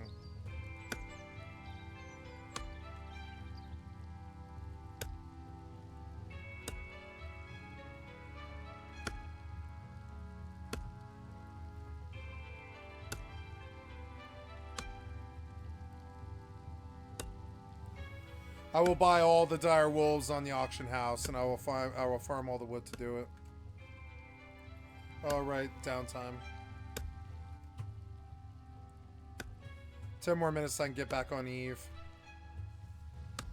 The music's getting sort of repetitive. I'm going to kill it now. And turn down the master too, since I'm back to sort of repetitive work, but...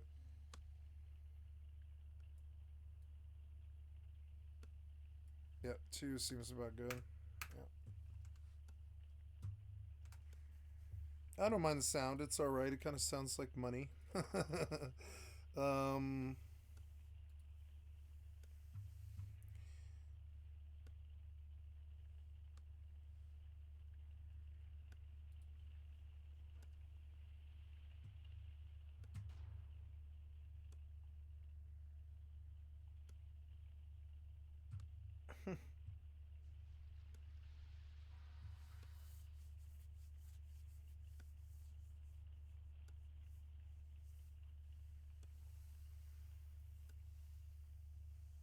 These are dry, but I like them. achievements, mainly asking me whether I like them or whether I don't like them, what I think of them. Hi everyone, it's me, Tim. Today I want to talk about achievements. I've gotten a lot of questions over the last several months about achievements, mainly asking me whether I like them or whether I don't like them, what I think of them. And I've thought about this a lot because I was trying to figure out how to say it, how to crystallize my thoughts, because I know, like with a lot of my other videos, people are going to pick and choose what they hear in it. And I'm waiting for an article. Tim Kaine hates achievements, but let me tell you this: this is my high level. I have a love-hate relationship with achievements, and to understand why, you kind of have to look back 156. probably 30 years for me to understand like how I view achievements. So in the 90s and even the early 2000s, I was doing RPGs that had a lot of tracker variables. That's how I did endgame slides. That's how I did story reactivity. That's how I had NPCs just react to the player. Even if it's just a bark over their head going, "You don't have clothes on." Kept track of lots of variables. Sometimes they'd look at the player and look at values on them, but sometimes variables would be tracked globally. They did this thing. The player did this thing. The player said this thing. The player found this thing. It's just done globally so anyone can look at it on any map. I did that in Fallout and Arcanum, and those same tracker variables were what were used to make the end slides, which I really liked because I liked the game's over, but let's shoot forward 10, 20, 30 years and see the results of your actions. I think people liked them too. They became really popular. I saw them in a lot of other games. Temple, we did that as well. We had end slides, but we also started adding trackers of other things. There was a page called the ego page in your journal, and that was like, this was the highest level monster you ever killed. This was the most damage you ever did in one attack. Those were things that were fun to see, and it was interesting to see, like, you'd play through one character and he could get a really high damage, and then another character could kill a really high level creature, and because it depended on different things. A glass cannon could do a lot of damage but couldn't take a lot of damage. So there were a lot of things like that, and I thought that ego page was fun. It was fun to look at, especially as the game was going. Then achievements came along. Achievements were games doing tracking, but they were doing it for achievements, which in my mind were kind of like quests that were given to you from the very beginning that had no context. They're given to everybody. Sometimes you don't even know they're there, sometimes you do, and it would pop up and say, "Hey, you Nice, we just killed the achieved alchemist this." and got a chain too. In 172. general, I like that if what it was watching you do was aspirational, if it required your character to have some skill and you as the player to put forth some effort. Things like, even if it was like killing 100 ogres, that's great if you didn't kill ogres just as you went along normally in the main storyline. Maybe there were 50 ogres that you might kill in the main storyline, but the other half were things that were completely optional, and maybe some of them were even hard to find. Maybe there was a mountain ogre clan that was in a place that was really hard to get to. Maybe you had to go through a secret valley, or maybe you had to sneak up there through a cave, or find the one path up the mountain, and you could finally get to those ogres, and those ogres were the ones that finally got you to 100. That would be fun. Or maybe you find a treasure, a weird treasure in the game, and it's on some dead adventurer who has a note saying, "There's 20 of these, and rumor is something amazing will happen when you get all 20. So you go and you try to find all 20 of those, and what you get is an achievement. Even something as mundane as pickpocketing can have a really cool achievement that, hey, you've pickpocketed something worth more than like 10,000 gold. And of course, something like that's probably going to be on somebody wealthy, somebody who is in a situation where it'd be hard to pickpocket. I mean, something that some thought went in before a designer just dropped a 10,000 gold piece item in someone's inventory. And so some thought and care would have to be done by the player to actually get that achievement, to do a pickpocket that difficult. And what I love about these achievements is it's the way for the designer to go, "Hey, I saw what you did there. Here's an achievement." Kind of a thumbs up from the designer to the player, kind of bypassing context in the game. There was no quest that some NPC was waiting for you to do. There was no lore that you were uncovering. It's basically as pure a communication channel between the designer and the player as you can get. Hey, I saw what you did there. Good job. But what I saw happen was how people started using these in other games were in very non-aspirational ways. I could give a ton of examples, and I don't want to pick on games, but I'll give like two that I saw as achievements started becoming popular.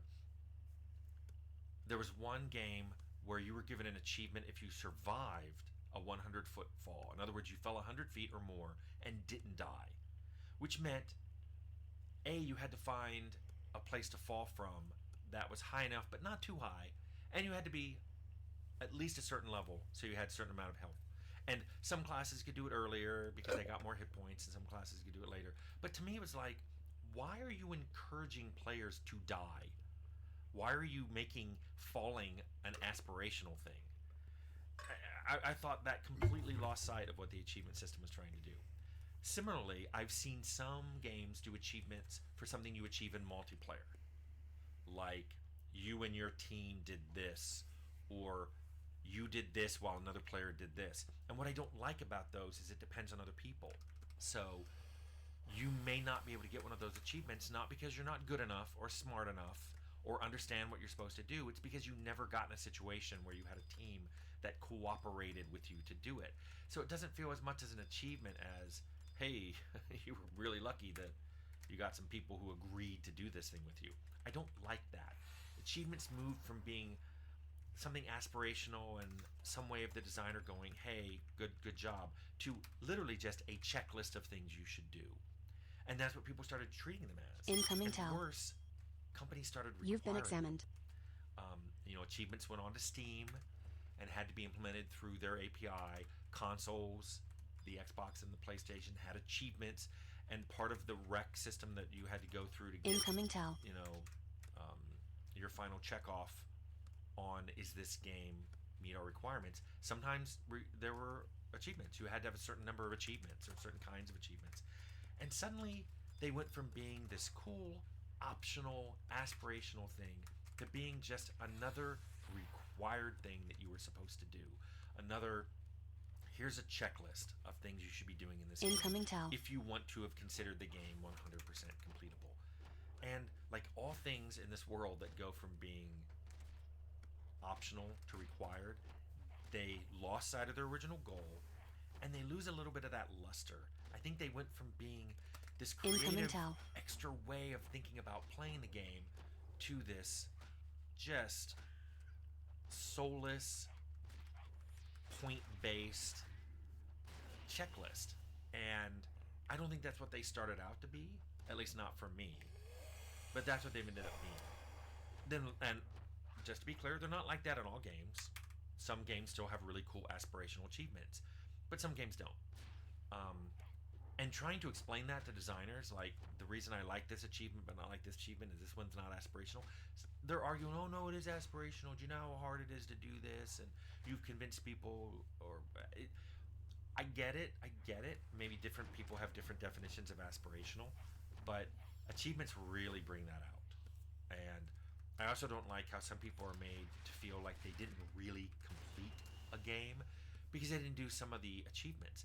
Even worse, when those achievements, I really hate achievements that require you to have played a particular class, or you cannot do it because you may not want to. I mean, think about it. That's forcing you to play a class in a game that you don't want to play just because you want to get an achievement.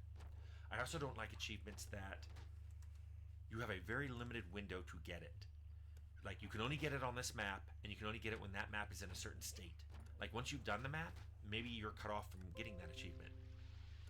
Windows. So, those kind of achievements that, like, oh, by the time you realize you may want to get it, it's too late. The window for you to getting that achievement is gone. I do not like that. It strikes me as requiring meta knowledge that is unfair to expect a player to have, and certainly isn't something that you want to tell a player they have to have. Remember, I view achievements as aspirational. It's you, the designer, saying, hey player, I like what you're doing.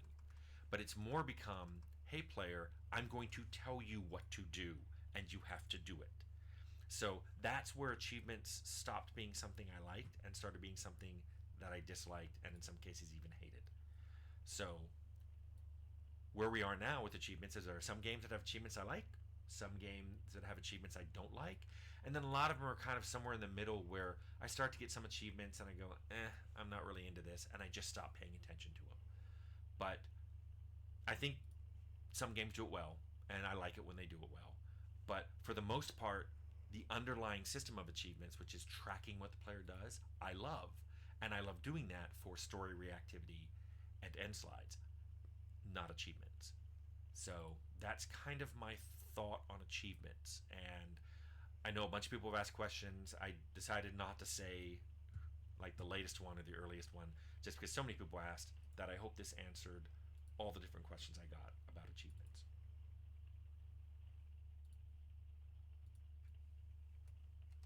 Today, on a very special gamer, I have my first guest, a man who needs no introduction. No, it's Leonard Boharski. Oh, I got it. I've known him for 30 years.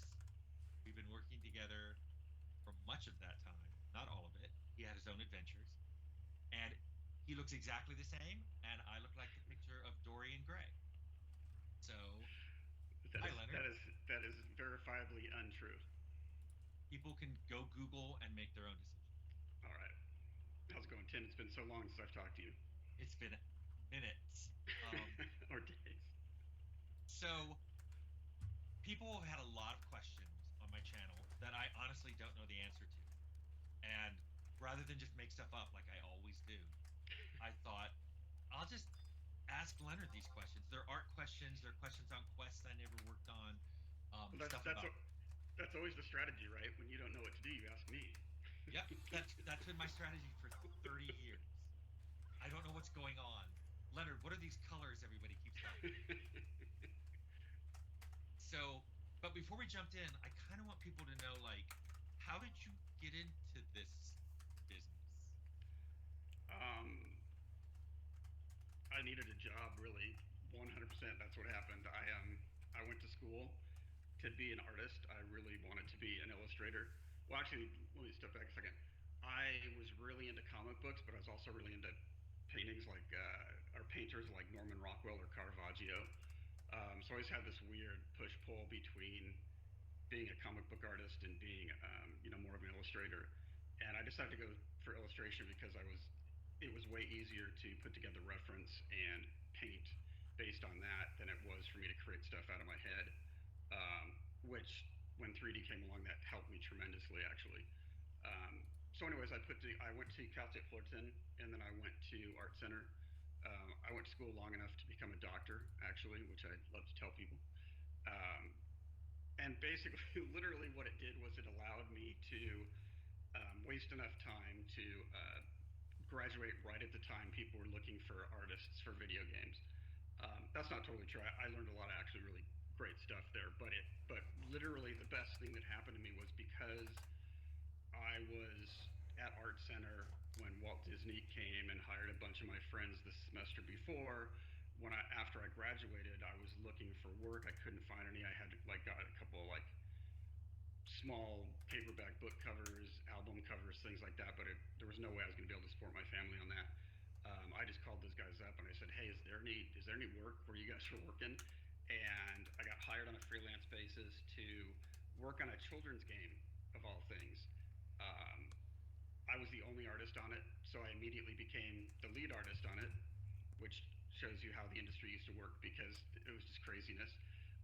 They had no design. They had no designer. I really didn't have a big experience with games at all. I played stuff like Zork and Wizardry. When I'd go to the arcade to play video games, I'd either play pinballs or watch my friends play because I was horrible at video games. But I love the art. So I went to work there. Within a month or two, they're like, "Oh, our game.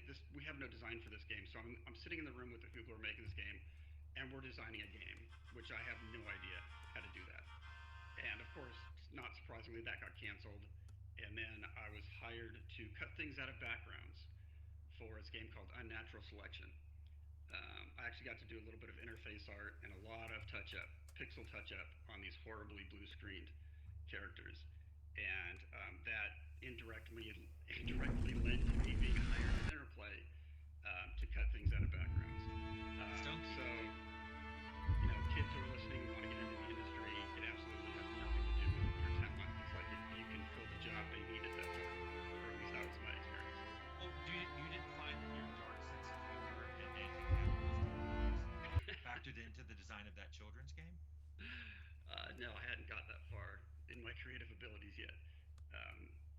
It was actually, I mean, it was interesting. It taught me a lot. I was using, you know, it was 320, 200 giant pixels. I was actually, even though I was working freelance, I was going up to Burbank to work so they could teach me. You know, this is how different things were. When I went to apply for the job, I had a portfolio of oil paintings and acrylic paintings. I had no computer work. I'd never worked on a computer. I'd worked on Macs doing homework and stuff like that, writing papers. I'd never done any art on a computer. I showed him my portfolio. He's like, okay, this is great. You know, when can you start? I'm like, oh, you know, full disclosure, I don't know how to do anything on a PC. I had a computer and Macs. I took a programming class in like 10th grade or something where we learned BASIC, and that was the extent of my computer knowledge. He said I could teach you how to use a computer in 3 days. I don't have time to teach you how to become an artist. So fortunately, at that point in time, knowing art and being an artist was way more important than the technological or the technical skills. Then so I just. Oh, so that made us a good match because I didn't know anything about art, but I knew a lot about PCs. The reason I paused there, I just started thinking. I reflect on this fairly frequently. The whole thing is just weird, you know. So like I have paintings up on my website that I made.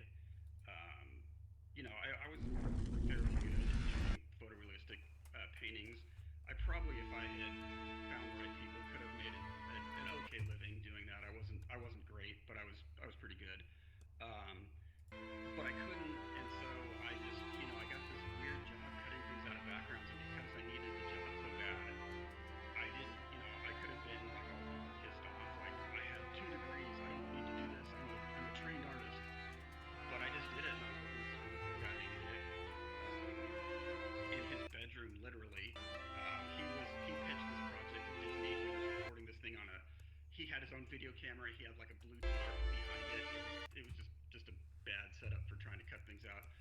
But you know, I cut things out and replaced parts because you know they get eaten away when you cut them out. You know, and then from there I ended up over at Interplay because the first place I worked, Quicksilver, never did anything except work with Interplay, except for this one time. So like this chain of weird events like led to right. So I worked for a company that never works for anybody at Interplay, but this one time that project gets canceled. I forget how I got back in touch with them. I think they were doing some stuff for Interplay. I did some paintings for castles, like they were doing an enhanced version of castles. So I did paintings for that. And somehow, I think I called them and I said, you know, who do I talk to over at Interplay? And they sent me over to Todd Kamasta, and I showed him my stuff, and he's like, he was not impressed by my painting abilities. Well, because you needed to do pixel art, he wanted to see me create stuff out of my head and do the stuff that I really wasn't good at. That's what he was looking at. You needed, you know, at that point, this was 320/200 still. You needed to be able to make pixels look like art, which was a totally different skill set. But at that time, Stonekeep was going, and they needed somebody to cut things out of backgrounds. So because I had this kind of weird job cutting things out of backgrounds, I got a job cutting things out of backgrounds at Interplay. And from there, you know, I worked on Stonekeep. I always wanted to work on RPGs. I love the idea of RPGs. I never really played RPGs. You started coming to the RPG Thursday night thing. Yeah, well, but you know, again, like I didn't ask what I was working on. They were doing other games besides RPGs at that point. I had no idea Interplay was an RPG company. Interplay was a company where I knew somebody who could get me an interview with the art director. That was literally as far as it went. It's like I wasn't like job I want. This is like, where is my job that I can support my family? So I go on. Oh, and the interesting thing that we've talked about is that I did get a chance to do a freelance job for them, where I was painting these screens for this game that was called Rags to Riches, and you know, painting these oil paintings, then trying to scan that and dither it down to 320 by 200. Like some poor fool had to like try to figure out how to get those into the game, and I think that poor fool was you, Tim. And do you know when that game shipped? 1993, 30 Yeah. years ago. Oh my So god. we're talking a long time ago. Yeah. But what's interesting to me is you went from school to work, you went from 2D to 3D, you went from never playing RPGs to playing RPGs to making an RPG. I mean, in a very short period of time, you had a lot of transition there. Yes. And none of it was planned, which sounds like Fallout. Exactly, but I mean that's the path that led me there. I mean, I got my first D&D box when it was 1977 or 78, I think. So it was really early in D&D. I'd been reading about it in like fanzines and stuff, but I didn't know much about what it was, and I didn't know anybody who played. And if you try to play D&D without knowing anybody who plays it, or try to just play from the book, you die instantaneously. Um, so I read all the books that I had and just kind of fantasized about what playing an RPG would be like. And it was way more about the stories and being somebody playing in a world, being able to make decisions. It was, holodeck. Oh Can't speak no. this morning. It was kind of like a holodeck. It's the ultimate expression of what an RPG would be, and it had very little to do with fighting in dungeons. Wait, did Which my of course mouse you can die? see where my inspirations come from, or where I lean. I think my mouse So just then when I died. started Interplay, and I heard that that you guys were No, playing it's not dead. RPGs on Thursday nights. That's when I What the first fuck? met you. Though when I first knew of you was, it had to be from Spencer Kipe or Rob Nessler was talking about, like, this guy Tim Kaine, he was really sick. He had like this horrible chicken pox, and I like see, and I'm like, I'd heard the legend of Tim Kaine, and everybody seemed to like you, and everybody had this great opinion of you. But the thing I most knew was that you had just gone through this horrific chicken pox thing, and I saw you walking around one day, and it looked like you're 16 years old with like spots all over you. It was terrible. People, that chickenpox strain was so bad. There were adult people getting it who had it before, and several people died that summer from that strain of chickenpox. Wow. Yeah, and then you really got strep at the same time, right? Yeah, I was in a bad state, and we were trying to finish Rags to Riches, and they brought the computer to my house saying, "Can you please finish it?" And I answered, and I'm like, "Ugh." I look like death. I remember Fred Royal, Tom Decker's assistant producer. Yeah, I remember Fred. Fred took a step back when I opened the front door and just went, "Ugh," because I looked really bad, and I was like, "What do you want?" He goes, "They want you to finish the code," and I'm like, "I can't sit up." It was an interesting time, but so we started playing GURPS. GURPS was the first RPG experience I ever had was GURPS. And I remember you not only played one GURPS session, but then you came the next 2 nights to watch me play other people through the same session. I hadn't remembered that. You told me about that when we started the Outer Worlds. How we had that conversation where I watched you play these people, watched you run 3 different groups through the same dungeon, and it was a completely different experience for each of them. And I was like, wow, I was really impressed by how many different scenarios you had planned for that thing. And you're like, I didn't have any of that. That was all on them making choices. It was when we first talked about, yeah. I'm like, could we do that in a computer game? That seems like it'd be fun. And I was like, yes, but it will be really hard. And I think you underestimated just how hard it was going to be. But that was the impetus of it all. It's like, if you went through it, and then 2 other groups go through it, and it seemed like a different dungeon. Yep. So it's interesting because, I mean, I really want to dive into some of the questions people have asked. When we talk about Fallout to journalists, they often seem a little dismayed at how much of it wasn't pre-planned from the beginning. Yeah. Well, it's, I mean, continuing the thread of just weird things that happen. So I was working on Stonekeep, and I was cutting things out of backgrounds, and I was working with Rob Nessler mostly. And I worked my way through that as quick as possible, and then Rob comes to my office, and I was like actually getting to do little pieces of art. I mean, we're talking little tiny icons, right? Remember that inventory scroll that was on the right? Like I did a couple of those, Yeah. and some different little mini like tiny pieces of art.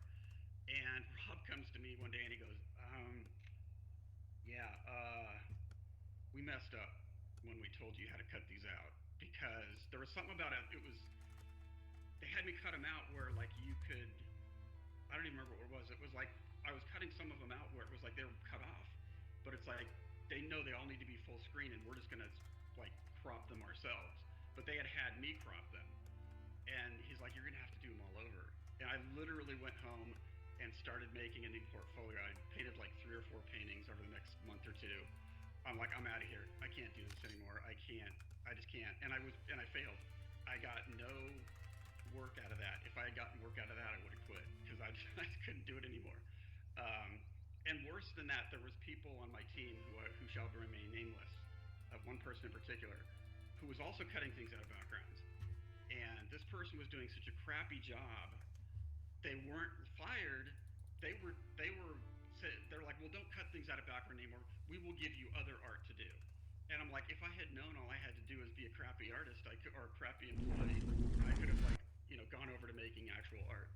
Anyway, so I was like really upset with that, but then the other thing that happened is they got the SGI machines, the $30,000 machines, which is literally how much it cost. I actually checked with Rob when I was doing that presentation in Portugal. I'm like, Rob, how much were those SGI machines? He's like, $30,000 a piece. And They Interplay kept them locked in a room. Yeah, in Rob's office, they were using a Power Animator, which is a precursor to Maya. And Interplay, again, more luck or happenstance. Interplay had done all this research, like what's the best software we can use to make 3D graphics, and Power Animator was it. That's what people in Hollywood were using at the time, and they needed those SGI machines, which were $30,000 a pop, to run them. And they got that stuff, and then they started trying to find 3D artists, and then they realized, wow, everybody who knows how to make this is working in the movie industry, or use this software is working in the movie industry. We can't come anywhere near what they're making. And so they were sitting in the office, literally. I don't know if you remember where we were sitting there. I was like outside Rob's office. He'd come out and lock the door so nobody could get in there and like mess with the machines. And one day I'm like, I have to figure out how to use. And I tried it before. I tried 3D Studio Max. For some reason, I couldn't get into it. I'm like, I got to learn how to do 3D. I can't do this anymore. And I've asked Rob to let me in. Can I go in there at night after work? And so I'd stay up all night long after working at hours with a manual, because this was no internet. This was 93, 93. With a manual, with no technical ability whatsoever, trying to figure out how to make a character in 3D. And to make matters worse, I was making that octopus slug creature, this amorphous creature with tentacles, which is just like, those are two things you don't want to try to do, even if you have experience, especially back then. And so I made that character, and they're like, yes, you can do 3D characters. So I started doing that, and I went from being this grunt artist to being a valued commodity, because I think I've heard you mention several times over the years about how much more we were making. Oh It yeah. was like every 3 to 6 months, they'd call us in and give us huge raises, because people were leaving constantly, because that was like the thing to be, was a 3D artist, because nobody knew how to do it. So again, it was only because I was so upset and so disgruntled at what I was doing, I became a 3D artist. Then I'm working very closely with Spencer, who was the art director on Stonekeep, and um, but Spencer decided to quit at the very end. He went all the way through Stonekeep, and then he quit. He would have been I'm pretty sure he would have been the art director for you if he hadn't quit. I can tell you for sure because I found my notes, and the original art director on what would become Fallout was listed as Spencer Kipe. And I was also going to say another coincidence. Do you remember how I got involved with the whole 3D artists in that, with the SGIs in that locked room? I forget. It was because you do Linux, right? Linux. Unix. Unix. The operating system they ran was actually called IRIX, which was a subflavor of Unix, and none of the other programmers knew Unix. So every time you or Kevin Beardsley or another one of the artists would run into a problem, you'd come around the corner to where my office was. You're like, could you come fix it?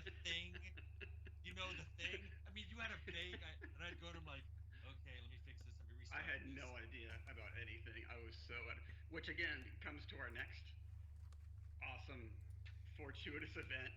They hire somebody who only experience in business was I don't know his only experience, but what he had done most recently was he was a manager of Toys R Us. And he taught himself how to use 3D Max because his friend had gotten hired at Interplay with a pirated copy, which everybody did in those days. It's I'm sure the statute of limitations is expired. And so Jason's like, I could do that. I'm done with this managing at Toys R Us. And so they hired him as the first official artist on your project. And we could not have made this. We could not have made Fallout without Jason. Jason was the glue that like he was the translator for between me and you. I had no idea how to do technical stuff. I could render stuff. I could do art. I could design stuff. Obviously, I could write, but What was funny about that was, so here I am, and I have all those engines that I had made, the voxel engine, the sprite engine, that horrible 3D engine,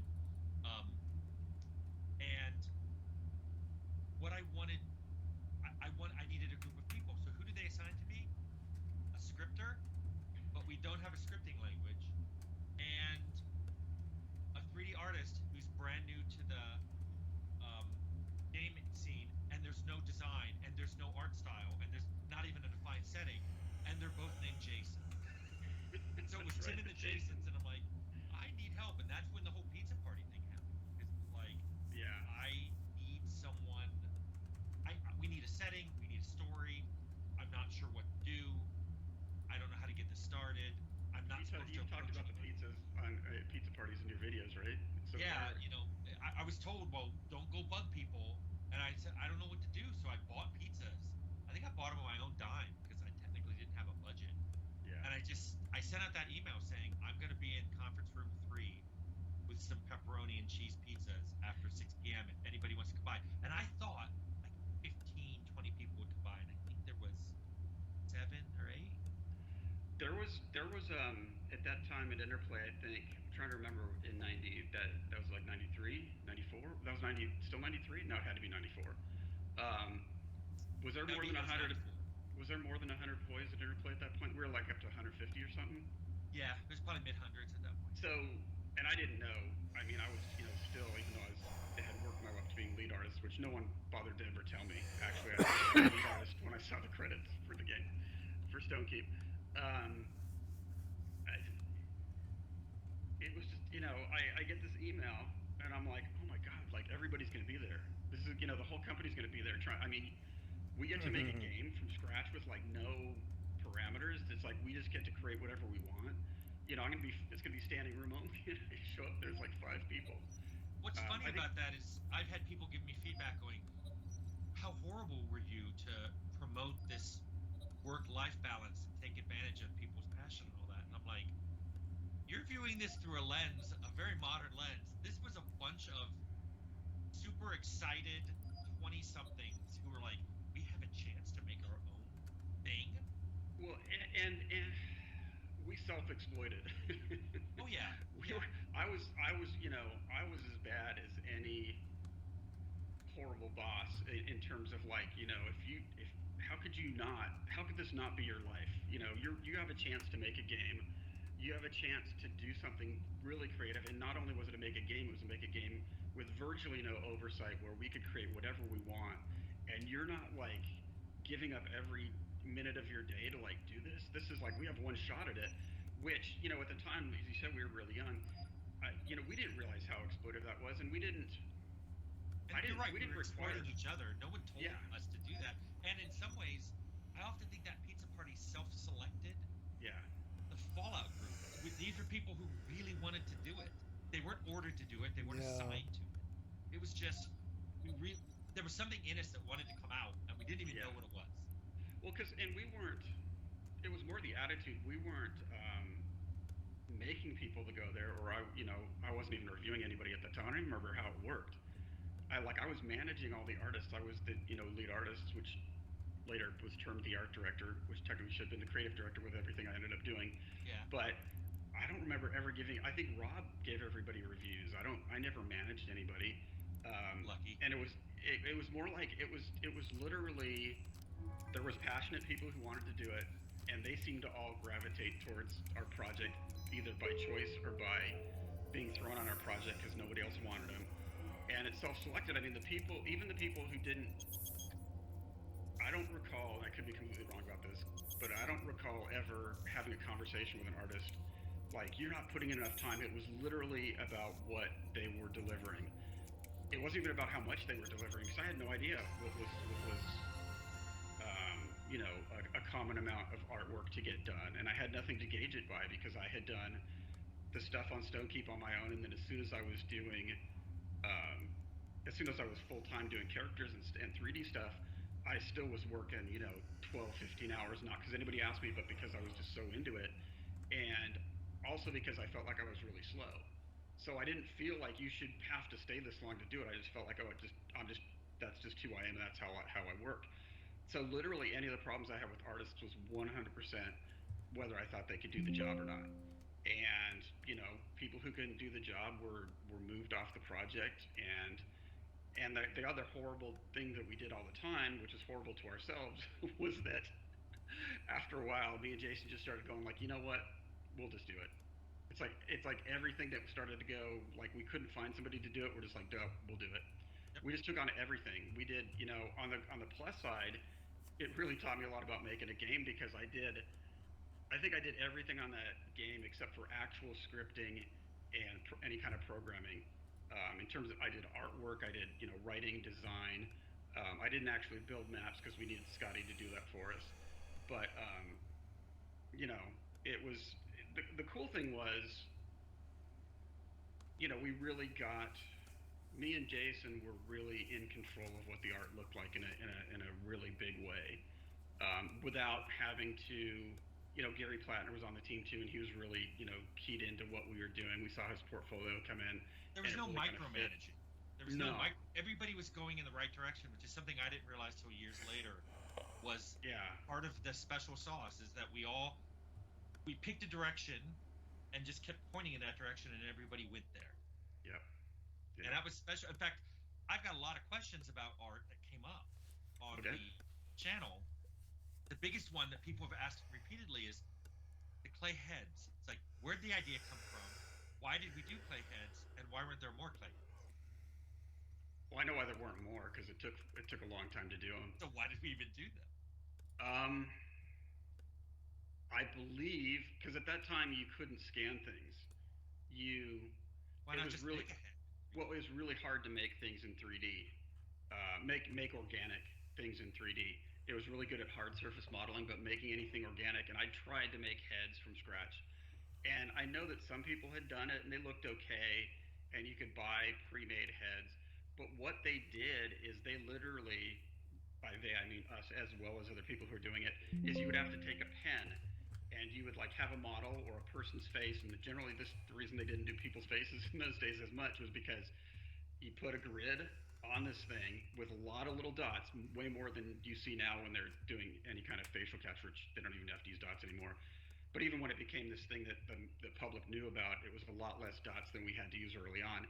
And they'd have this stylus, and they would click on a dot, enter, click on the next dot, enter, click on. I mean, they're basically building this framework of pixels or of points that they could then generate a mesh out of. I mean, a vertex mesh.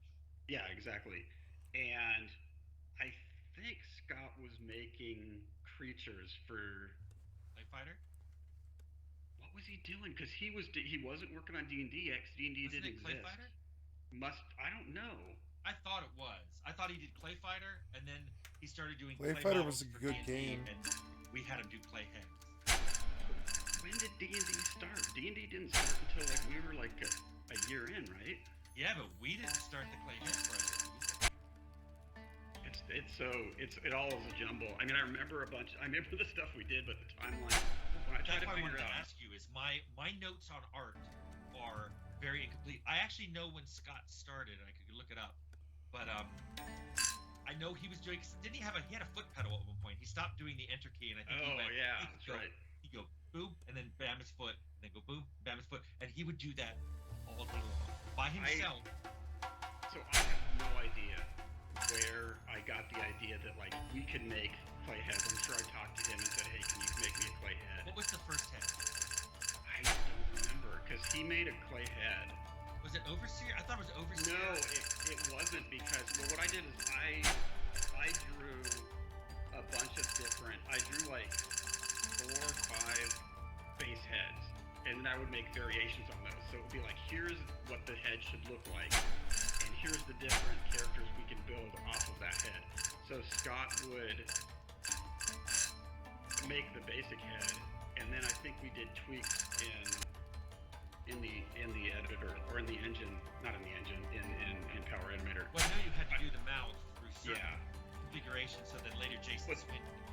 The reason I know it's not the Overseer is because I made the Overseer. Like I saw Scott making heads, and I said I have to make one of those. Every time somebody did something cool in the game, I'm like, I have to do that. So like I literally, I think did one of everything at the very least. So he was making the heads, and I'm like, oh, show me how to do that. And I made it. It was made out of this clay called Sculpey, which is really cool to work with. And so I made the Overseer head. He scanned it in, and then I textured it, and I made the background for it. I'm pretty sure I made the background for it, or maybe we just did a screenshot of the vault or something. But I was really proud of that for a number of reasons. Number one, it looked really cool. Number two was like, his skin wasn't just a flat color. You know, he had like, people's faces are not one color. So I really put a lot of effort into figuring out how to make, across the board actually, not just on heads, of like things that weren't just a block color. And at the time, if you look back at what people were doing in 3D, it was always shiny, and it was always like, oh, this thing's green, so here's a green color on it. It was like flat. That's Jason Anderson's favorite quote in our quote file. But do you know what? It's hard to render dust or dirt. Yeah, it's hard to make things dirty or whatever. Yeah, and it's true because everything looked really, really clean, and you had to scuff it up. So, but the other thing is, so I did the texturing on him.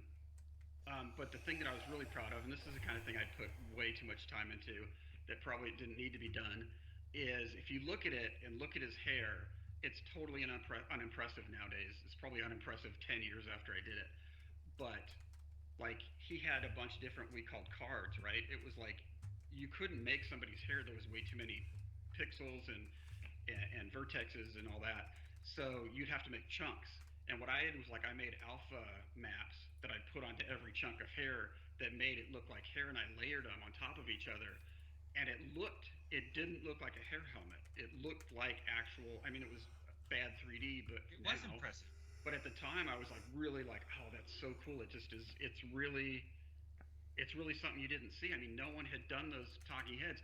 And even when I said we should do them, I'm like, it's really cool because you can see these characters up close. We can show emotion on them and stuff. 27 gold. But I did realize even at the time, it was kind of like an artistic indulgence. I was like, I really want to see this. I really want to do this. I really want it to be in the game.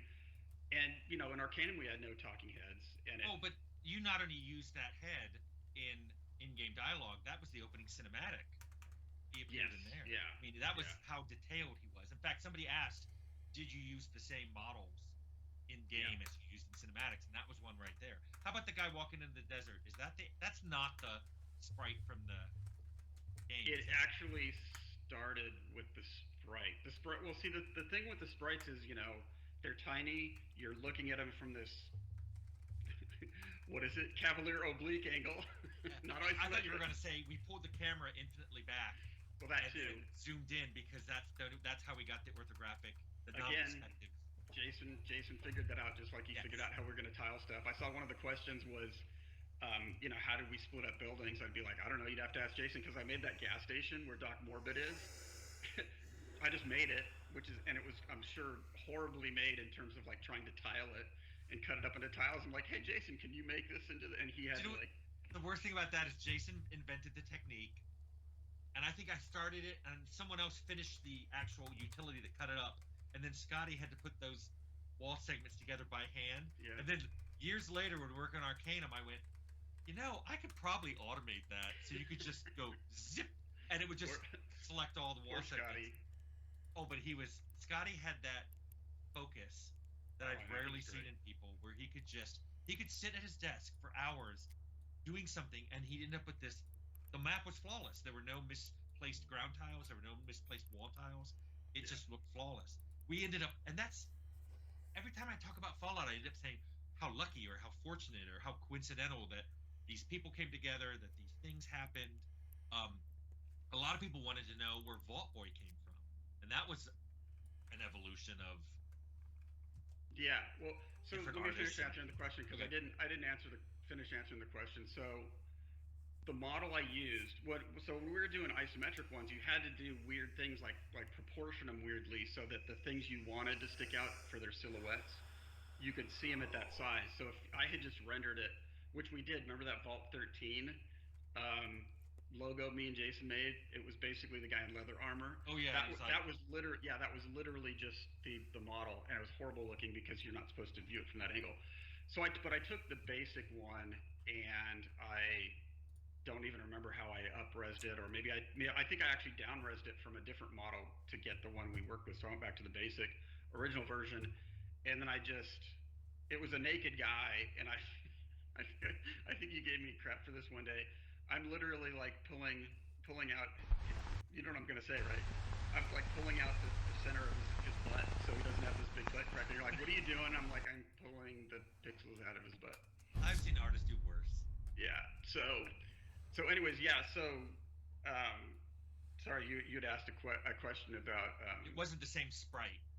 You made a No. full sprite. Oh. Yeah, yeah. So I made that, but then you had asked me something that I interrupted to go back Vault to that. Boy?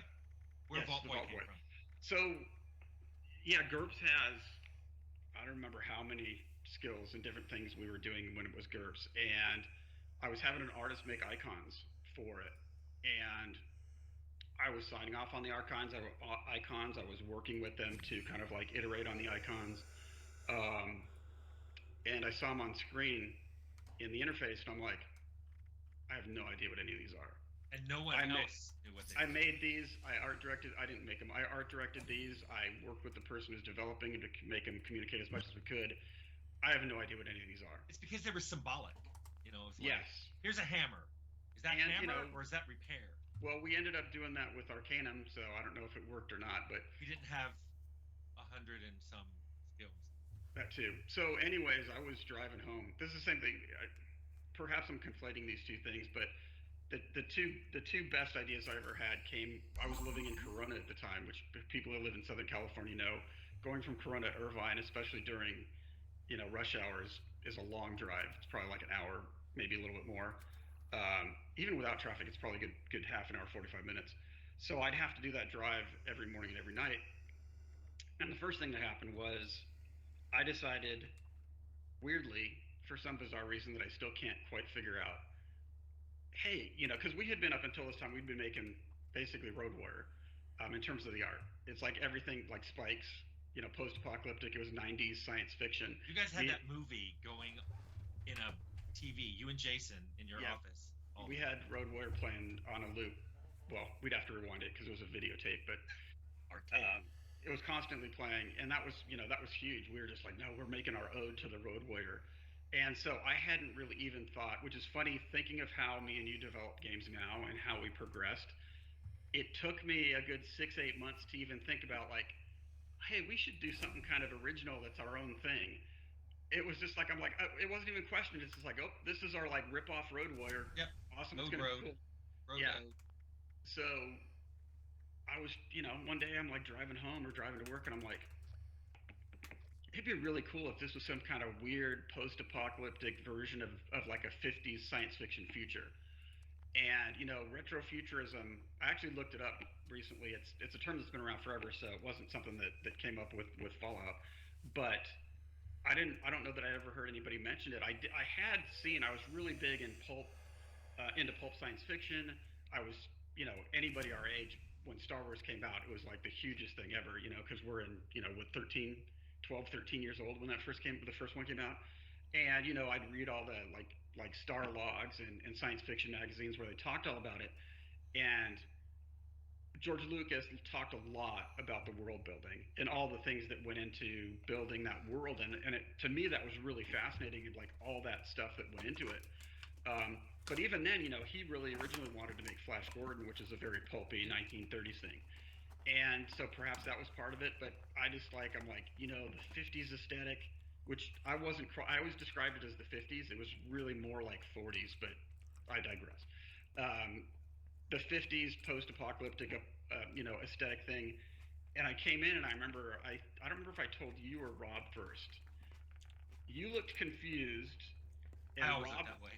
yeah, well, that's true.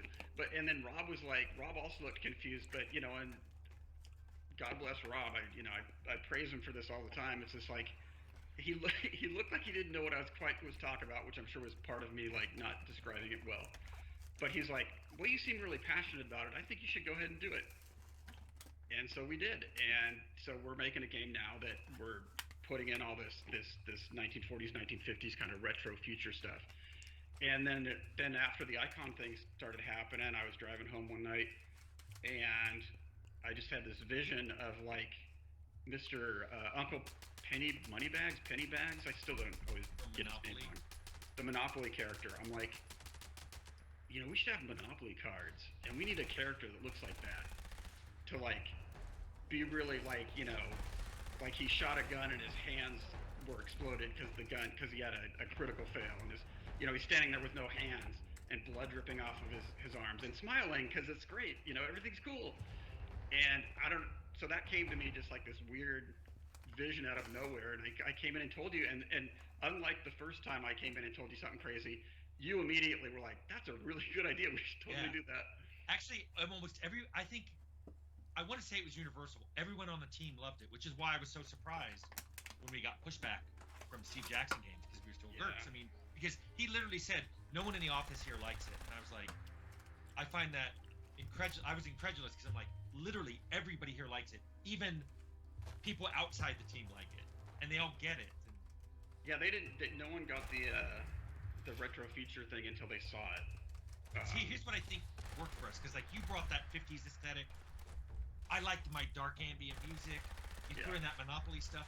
The reason it all worked was, it wasn't just, hey, everybody had a bunch of ideas and we just threw them together. It was, everybody was already making a game in a certain direction, and they had various ideas that supported it. And it took me a long time to realize later when I'd work with people like, I want to do this and this. And it's like, those are all great ideas, but they don't belong in this game. Yeah. We had ideas that really did belong. And they made Fallout not Wasteland. Like Chris Taylor and I were reading all these sci-fi novels. Yeah. And we were like, we want something like Canticle of Leibowitz, and the Brotherhood of Steel came out of that. Yeah. That people who wanted to preserve the past. And it all fit. It worked, and it worked with the 50s aesthetic, because you made that power armor, which is now massively iconic. And well,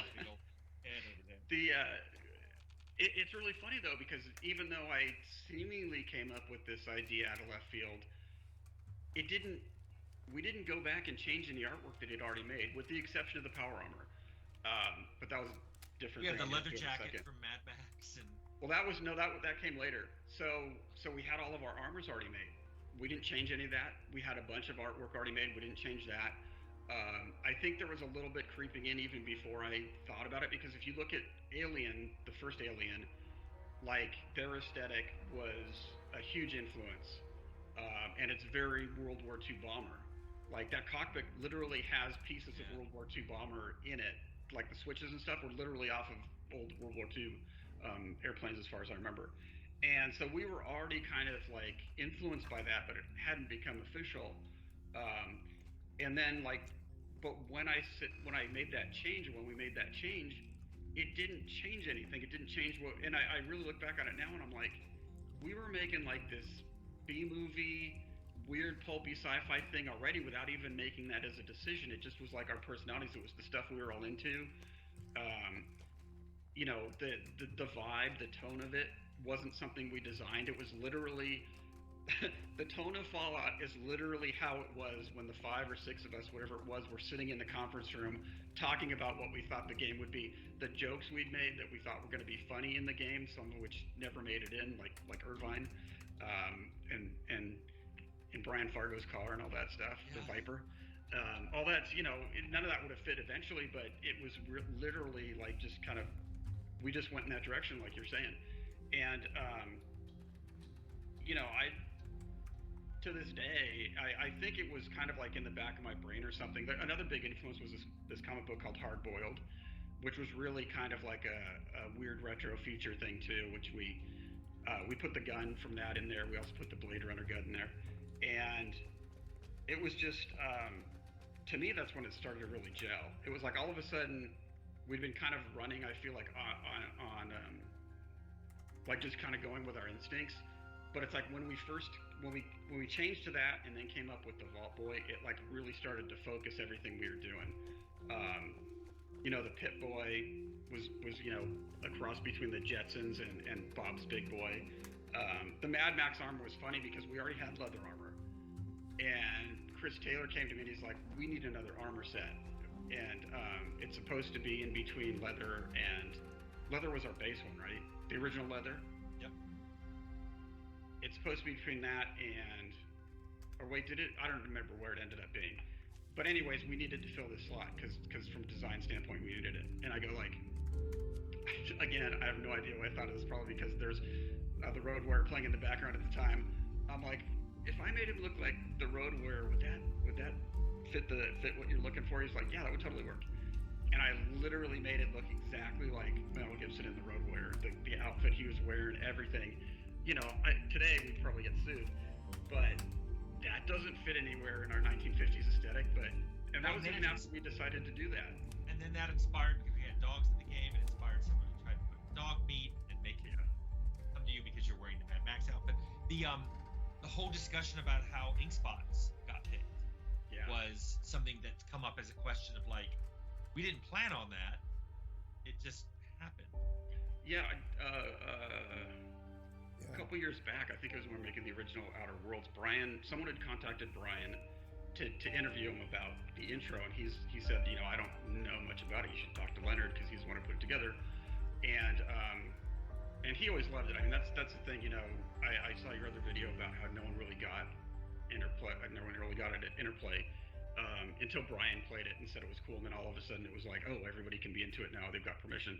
Yes, they were allowed. But I do remember, like, we made the intro, and Brian saw the intro, and he said something along the lines of, we can do something that's kind of like art, or something like that. This is art, you know, as opposed to just a video game. This feels like art. And I was like, he totally gets what we're doing, which had been not the case up until that point. Well, remember when you did the new Interplay logo? We got a little pushback on that because we were supposed to use the standard Interplay laser. Well, that was from the intro itself. Yeah, we did that the Galaxy News Network one. You did that anyway. We weren't supposed to make our new logo, but you just said, this will look.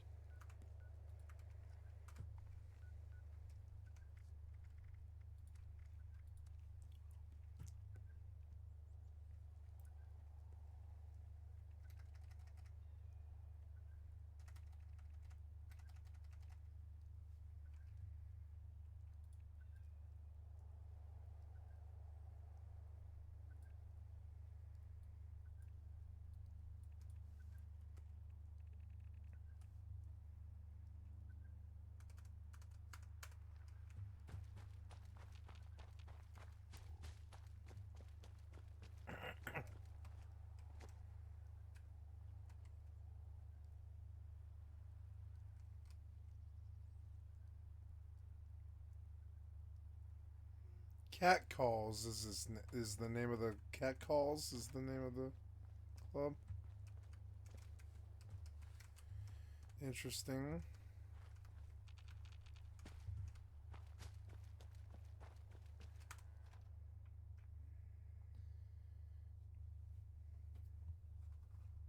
So the Russo family has built a nightclub in Fallout 76. Okay.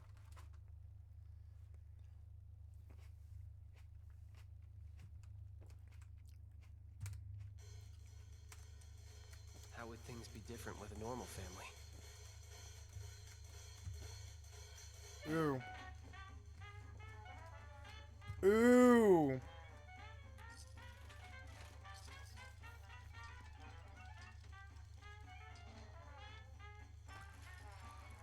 I wish just once we could keep it together.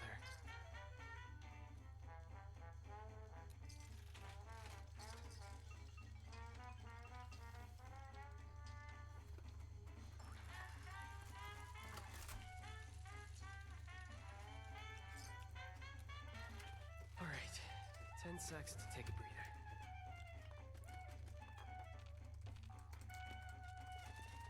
I like the music. A lot better than I thought it would be.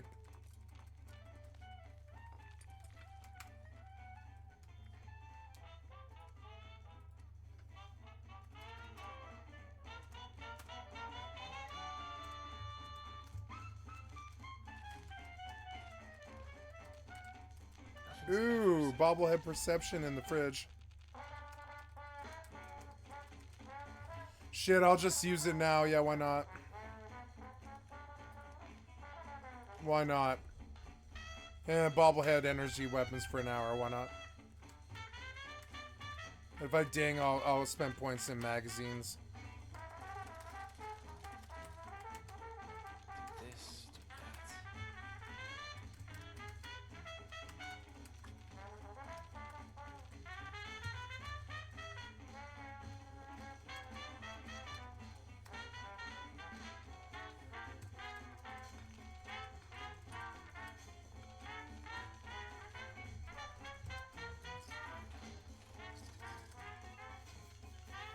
I wish just once we could keep it together.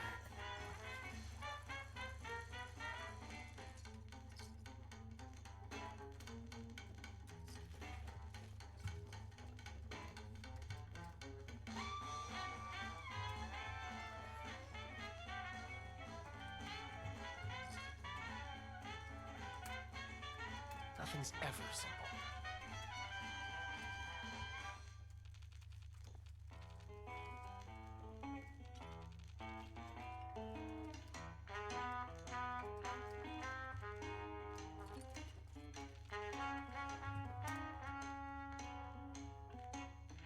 Is there something happening downstairs? I'm not sure what all the commotion is. Do this, do that.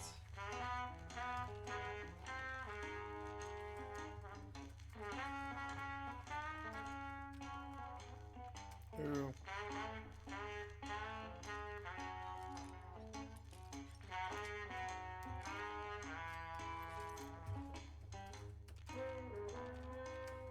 How would things be different with a normal family?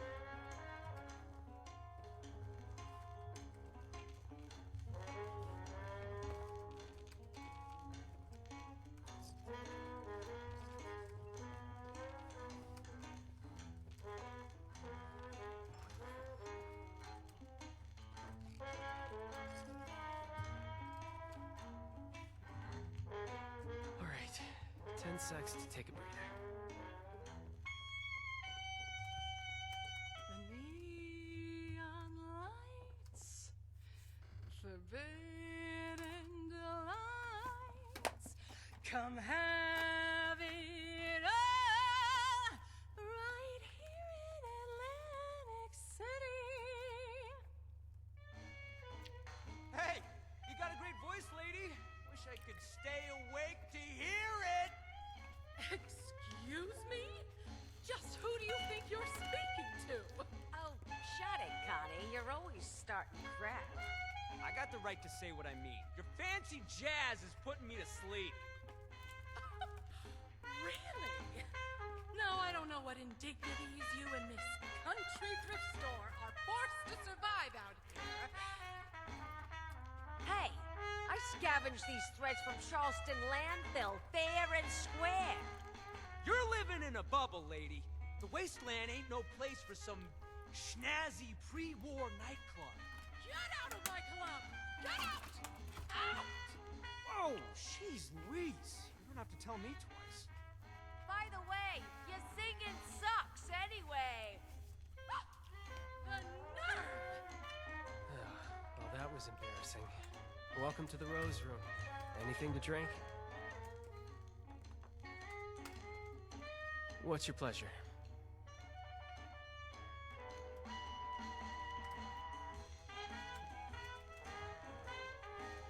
I apologize on behalf of my mother.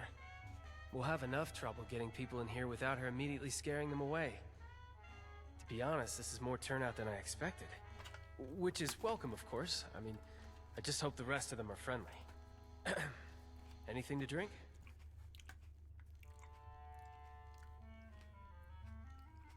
That would be a beer. Because stock was on me, just behind the other 100 things on my to-do list that nobody else is doing. Sorry, it's not your job to hear me complain. It's your job to relax, have a drink, and enjoy the music. So, what can I help you with?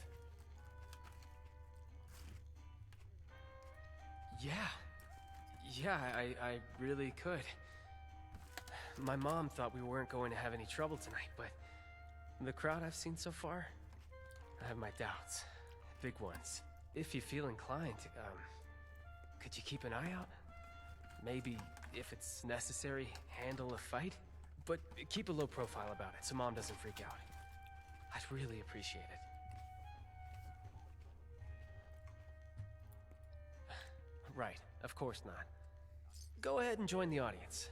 If nothing happens, then, you can enjoy the show just like everyone else. I hope that's the case, but, you know, better safe than sorry. And thank you. I do really appreciate the help. If we're lucky, then I'm just being paranoid. I hope that's the case.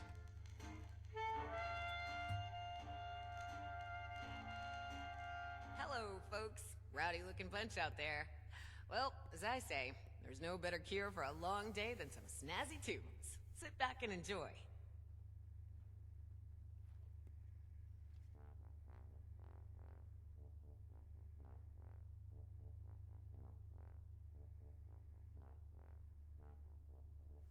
I can't listen to this baloney no more.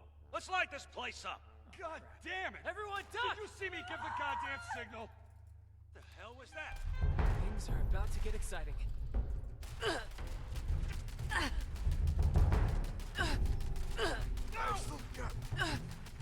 Whatever you give, I'll throw it back harder!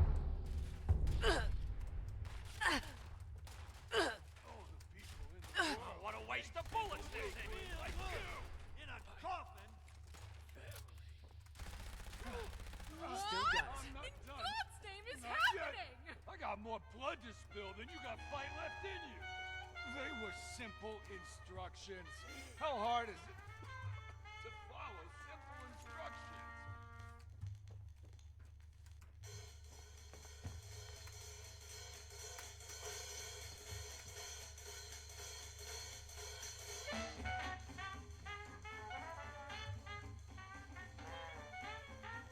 Vincenzo, why is my audience dead? Why don't you ask this guy before he croaks? I mean, really? What does on my signal mean to you? Does it mean whatever the hell you want? Didn't turn out well for them. It was simple. Wait for all the Russos to be in the room together. Shoot on my signal. Couldn't follow either one. Almost makes me happy to be put out of my freaking misery.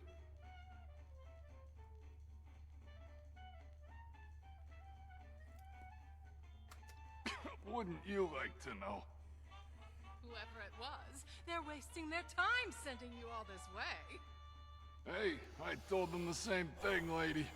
Starting to think they wanted to get rid of me, too. Vincenzo, what did you do? What? Really?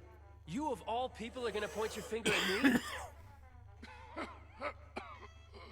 Guess every one of you nutsos has a reason to be afraid of payback from Atlantic City. Sleep tight, Russos.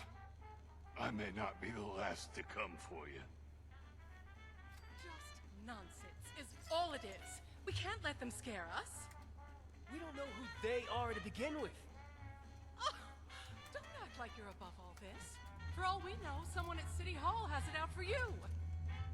I can't even begin to tell you how little It's you know so about me cold. and City. Shit, Abby, are you okay? Get away from me. They know. I thought I covered my tracks. They're gonna come back. They're gonna... What are you talking about? She's got the shakes. Could be she's danced with the devil. You're my own mom. Don't talk to me like... Crap. I think you're right. who fancy themselves part of the Atlantic City High Life have access to a special intoxicant. They drink the devil's blood.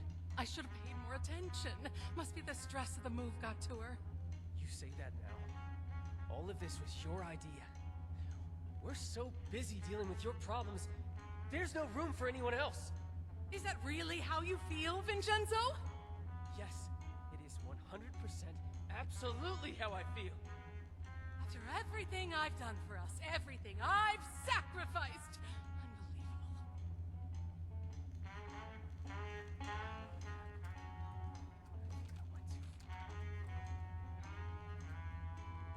Unbelievable. Who are you? Get away.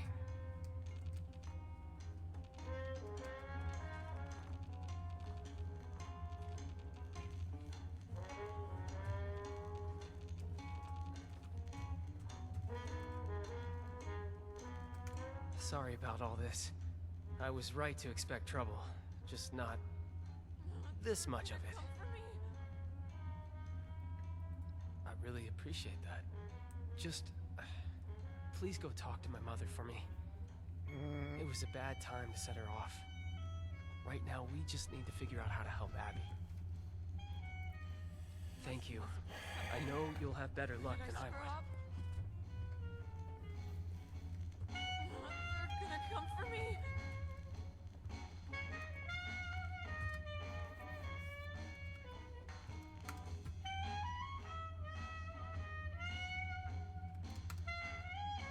Opening night is a failure. I offer drinks, games, music, more excitement and luxury than this old, dreary mountain range has ever seen, and what do I get? An audience full of hitmen, a strung-out daughter, and an unappreciative son! Just ridiculous! Nothing makes sense anymore! Of course he does. And I'd like one thing in the last 20 years of my life to count as a success! Is that so much to ask for? Fine. I'll come downstairs and help. The extra moment of peace isn't worth delaying the inevitable. But it's not like I'll be able to do anything anyway. Do me one favor first. Go upstairs and let my husband Antonio know what's happening. He may not understand, but he should at least be told.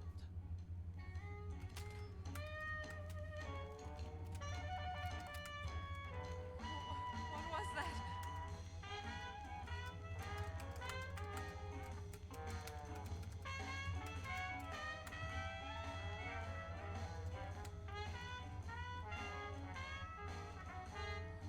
What was that?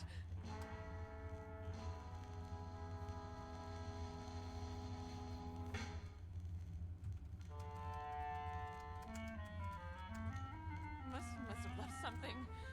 Where did I screw up?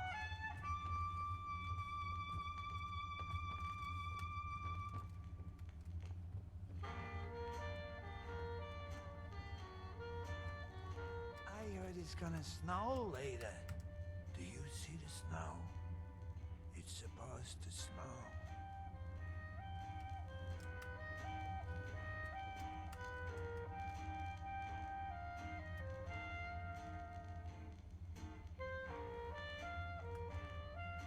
Good. And then people liked it. I feel like that was my idea, but it could have totally been Jason saying we should use that. Me and Jason sat in the same office. Like, we could argue all day long about whether me or him came up with certain things, because I feel like we were kind of like one mind at that That's point. why it's hard to attribute things, because Yeah. you discuss them and then later on the other person would go, wasn't that my idea? It's like, I don't know, I thought it was my idea. I thought I brought it up, Yeah. but I thought I'd already thought of it. Yeah. And That's how close we all are.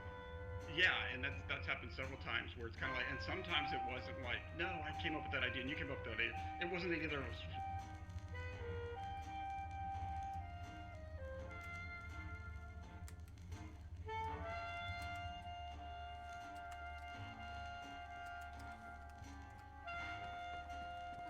They're gonna come for me.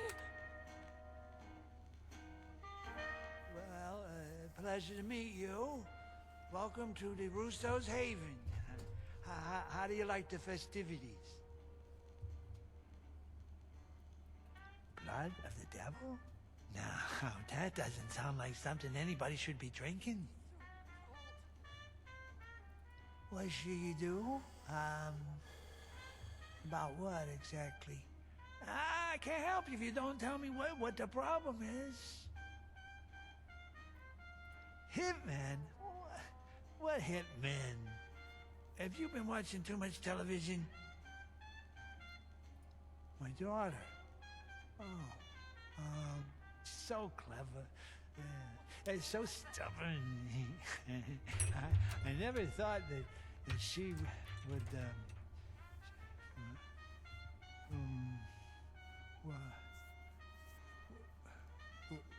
were we talking about somebody? Going already? But you just said hello. Gonna come for me.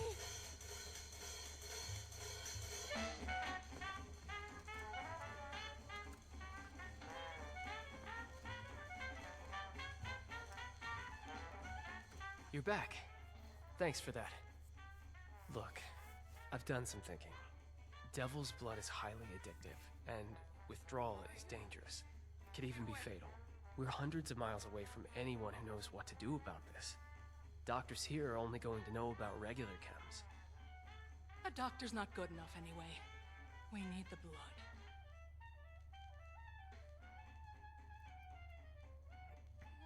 What was that? Correct. And the only way to get to Atlantic City in a timely fashion is say, you don't happen to be on good terms with the refuge, do you? Well then, how much of a people person are you? I need to ask you something crazy. Because you don't really know us, and really, from what you've seen so far, have no reason to trust us. But my sister is in trouble, so I'm going to ask. Could you fly to Atlantic City and bring back a dose of Devil's Blood? You make the second part of that sound like a simple ask. I did say it was crazy. But please, and I really mean it, it'd be a bad idea for any of us to go back there right now. If newcomers like us could even negotiate a flight in the first place. You're not joking, right? Oh, you can pull this off. Abby needs you to. Please, just let us know as soon as possible if anything goes wrong. I'll do whatever I can for her in the meantime. Nice, a 2-star raider something or another. Oh, it's a power armor lame. What was that? No shopping for miles. Not even a convenience store. Okay, guys, I hate to say it, but I'm going to cut. I'm going literally to cut it short today. A little bit early at 11 hours because I'm tired and I just wish to go to bed. I walked for like an hour and a half today, and I'm gonna walk for an hour and a half when I get up, and I'm kind of getting more on the physical grind a bit, and I'm gonna take it down a little bit today because it is Thursday, not Friday. Tonight is Friday. I'd rather go hard and caffeinate hard today and go hard tonight than go really hard today. So I'm gonna go to bed earlier today. And just a reminder, this 11-hour and 10-minute session has been recorded, and it will be placed on my YouTube channel.